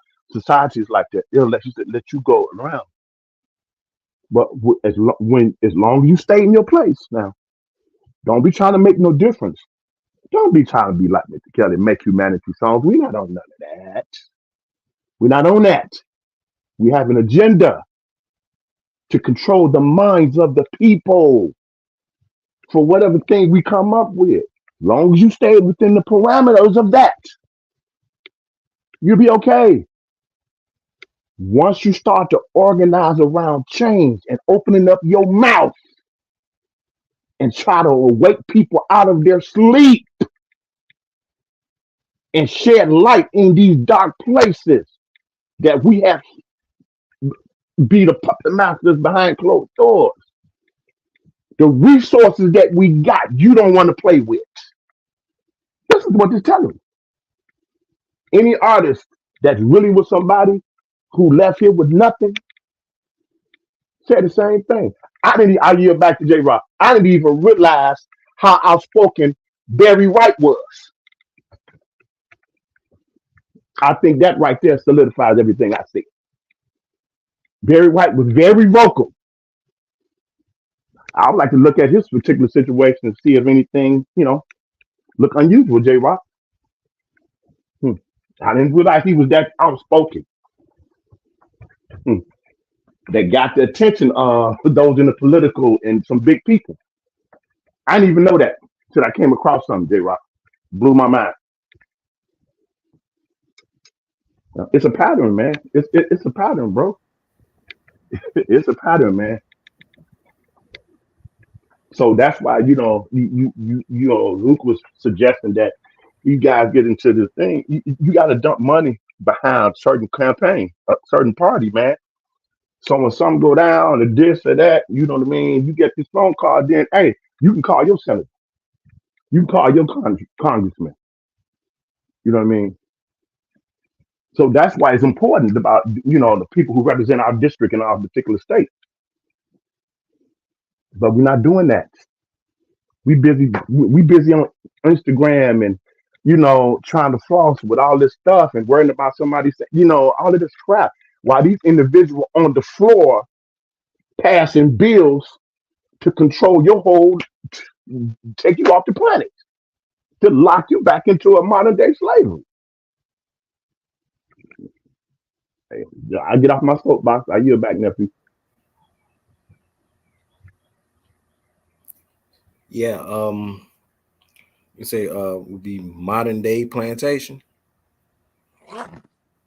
Most definitely, that's what it is, man. Well, y'all know your boy done been on here for 3 hours, man, and we didn't review this old situation, man. And like I say, man, we would love to advocate for like these 700 and some girls that this man admitted to assaulting. But myself personally, I just like to reserve judgment when it comes to certain situations, because I understand there are real victims out here, but then I do understand there are ambulance chasers as well. Ha! Say that. That's just my opinion. That's facts, though, nephew. That's facts. And it's the fake victims that makes it discouraging for the real victims to come out. Right. And tell their story. What makes you wonder, nephew? You know what I mean? Are they really like Pac? What did Pac say? He said, what's the interview? How Pac said? He said, like, we just said, is American born ever help us? Like, ever? Uh-huh. When you go back and listen to these interviews and you bring it up today and you see the climate that's going on, nephew, you say, wow, that's why you don't have no conscious route. Uh-huh. Look at our head and our youth. Look at these reality shows. Margo say he got the key to the city. Yeah, Diddy got the key to the city. Then shit, a month later, him and the guy that gave him the key, Eric, whatever his name is, the guy that gave him the key to the city, both of them facing sexual assault allegations. What that tell you? Yeah, What that tell you? Tell you what the power is, huh? Uh-huh. Well, it's one of the things I've always said that I said a while back recently is the fact that it's more profit in fighting for fake victims than it is to fight for real ones. You better say it. And that's a shame that that's like that in this country, J-Rock. But that's the reality of it. So those that's us that see that is you have to get individuals into that particular arena that's going to address you. And that's all Pac meant about the thug code. It was an acronym. That's why he wanted to take the people that supported him, you know what I mean, that supported MC Hammer, Trex by Naughty by Nature, Snoop, you know what I mean, MC Hammer. He wanted to take those individual fans, as you would call them, and who supporters, and make a political party and build from there. Do you not know, or do you not understand, those who sit in high places were paying attention to that and they wasn't asleep? Then this man comes out of his mouth and they ask him at this particular period, where do you see yourself, Mr. Cool, 5 years from now? He said, God willing, I'm breathing, sitting across the table for the candidate, political parties. Do you understand what that implies? They know the difference between where you're coming from and the voice that you have than those of your peers. They see what you're doing, what you're on. Your name is what? Your family tree is what? Oh, you talking about gravitating a political alliance, a revolution of change? Oh, no. No. You know what I mean? The rise of any black messiah must be annihilated. Y'all don't think that's still going on? Get up and talk this talk that we're talking about in the media. Get that, put that on Instagram like that. They'll flag your page. That's how serious this stuff is. So if you ain't got that got all this money that we got in the hip hop industry and all the consumer and the black community across the four corners of the globe, you know how much money that we dump out our community? That circles one time and it's gone. If we would take a lot of that and invest that however ways we can do it and start getting behind, man, listen, let me give back. Because this is getting too deep for me. Y'all feel me? I think y'all got what the music is talking about. I think that Yes. Well, they gave Diddy the key to the city in September of last year. In November, here come the allegation. Same shit with the, Eric, the mayor, Eric. He had his own allegations as well. Of sexual assault. Like, it's just shit like that, man. I don't,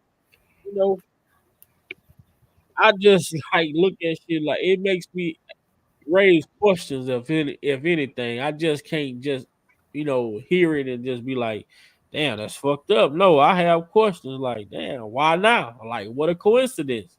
You know what I'm saying? Like Harvey Weinstein conviction overturned. The next day, Mr. Kelly appeal denied. Come on, what a coincidence. Like if you take a look at it, the best way for me to go ahead and describe what they've done to R. Kelly and Diddy, Bill Cosby, and pretty much Michael Jackson when he was with us. Mm-hmm. The best way I can describe it to you is this: for those of you who are Star Wars fans, there is an order that the Emperor put in called Order 66. And what Order 66 is, Order 66 was a program that was in place by the army he got, that once executed, you were supposed to exterminate all Jedi. So Order 66 is, they put an Order 66 on prominent, successful black men.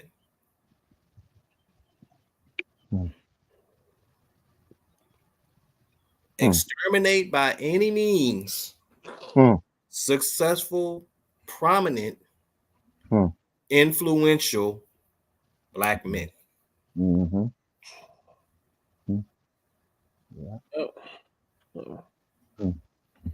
Well, y'all, I'm finna get ready to get up out of here because I gotta hit the road in the morning. Well, I went all the way to Kentucky today, boy. I was like, whoa, boy, it was a ride, but hey, I got through it. But wow. You gotta ride on me. Gotta ride in the morning. So that wasn't too far from where you transferred from, right? Your residence, right? Yeah, it ain't a couple That hours. man, that's something. That's But wow. the prejudice is real though, I tell you that. Yeah. Like I can sense it. You know what I'm Mm, saying? You go when you deal with certain people, like right. dead giveaway. You know what I'm saying? I'm trying to, I'm explaining, talking to a lady, explaining her, hey, the process or whatever. Oh no, I do this. All right, you know what I'm saying? I ain't got time. I ain't finna let you. I ain't finna let you ruin my day. Fuck Right. it. Right. You know what I'm saying? So, I let whatever way works for you, ma'am. Let me get my shit so I can get up out of here. Right. Right. Right.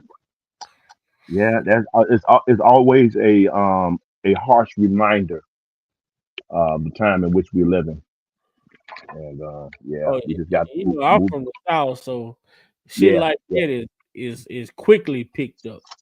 Yeah. Yeah. Man. So Yeah.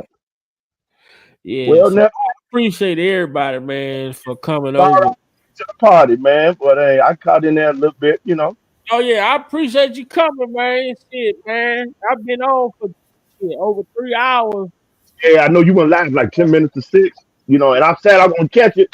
Man, that's where I took that power nap, woke up. I said, stop on it. Hey, I know, Yeah. man. I'm finna do the same thing when I get off. I gotta be up. I'll be up at 5 a.m. So, Okay. But you know what? Yeah. I kind of caught on a little bit around the time when you was like on for about, I think maybe about 20 minutes in or whatever. Yeah. Because that was like around the time when I think you had just started showing that documentary at that point. Yeah. Probably about 20 minutes in. I was showing people like at first I was asking people who they thought, did it. And a lot of people were saying 50 Cent and Lifetime and TMZ production. Hmm. Yeah. Yeah.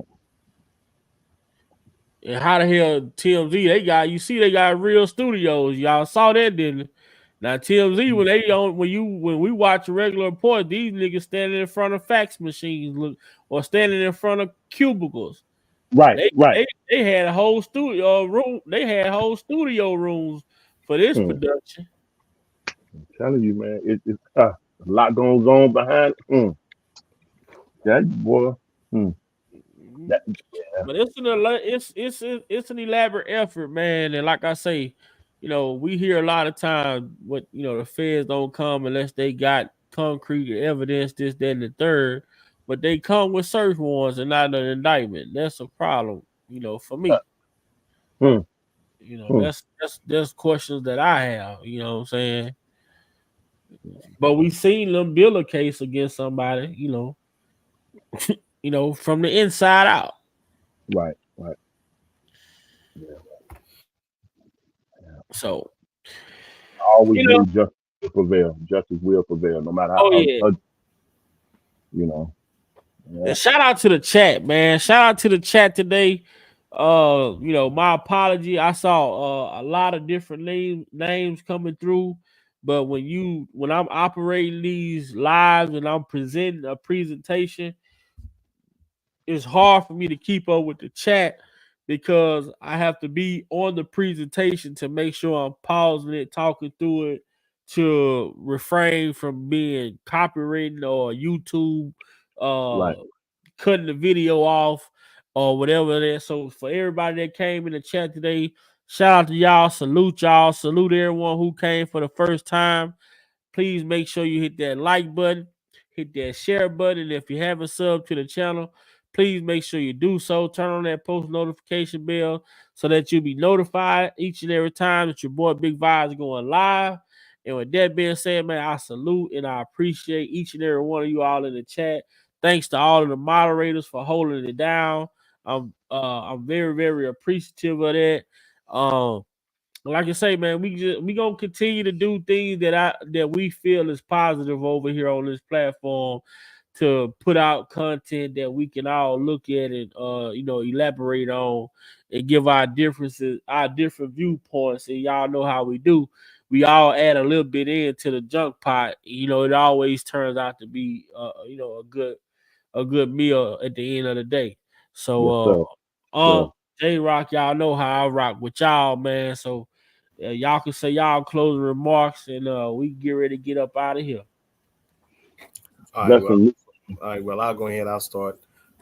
Even though I came on a little bit late and right after but I appreciate you having me on, and I'm kind of glad. I'm glad you brought that documentary with Tubi on, because now it's like, if you really start to take a look at this whole thing, I mean, you got multiple homes that had militarized action at his home. I mean, that's absolutely insane. I mean, last time I saw anything like that was way back in the day, like about 93 with David Koresh in incident in Waco. Mm-hmm. Yeah.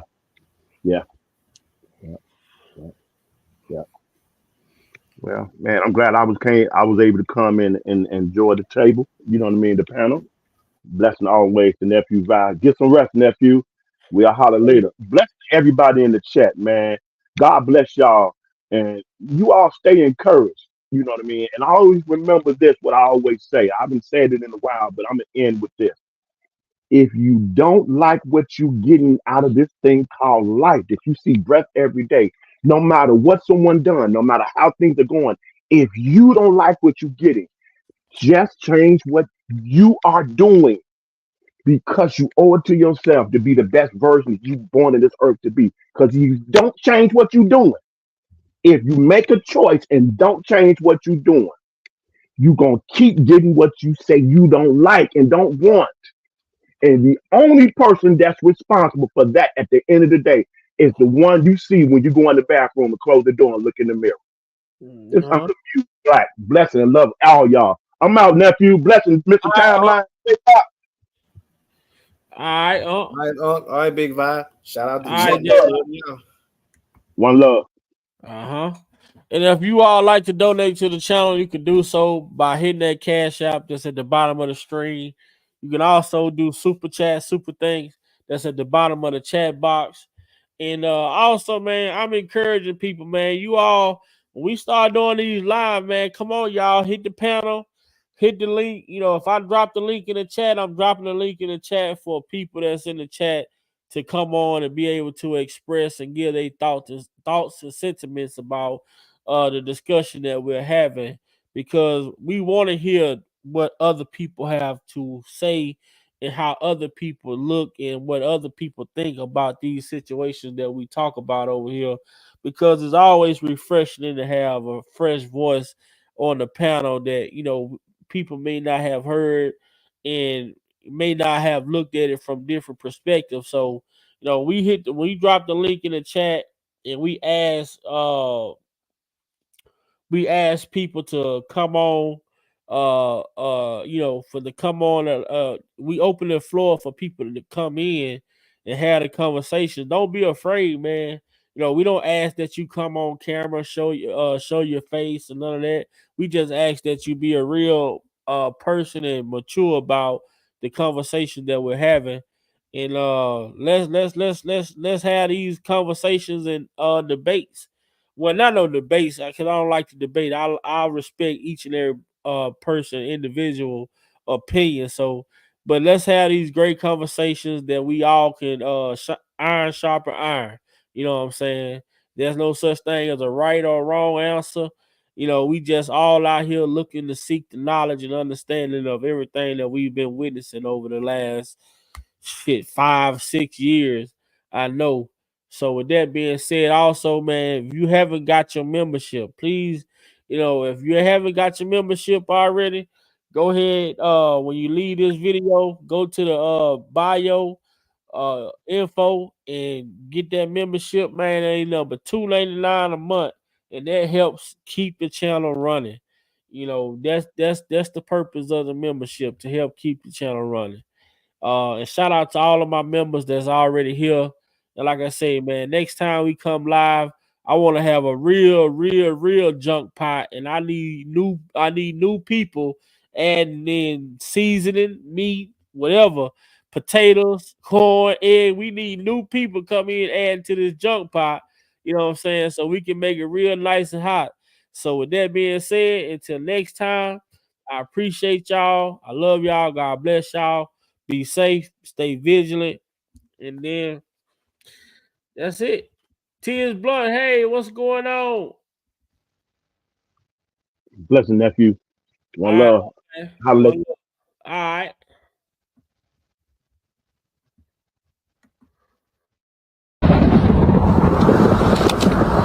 Oh, son, what does it profit a man to gain the whole world and lose his soul?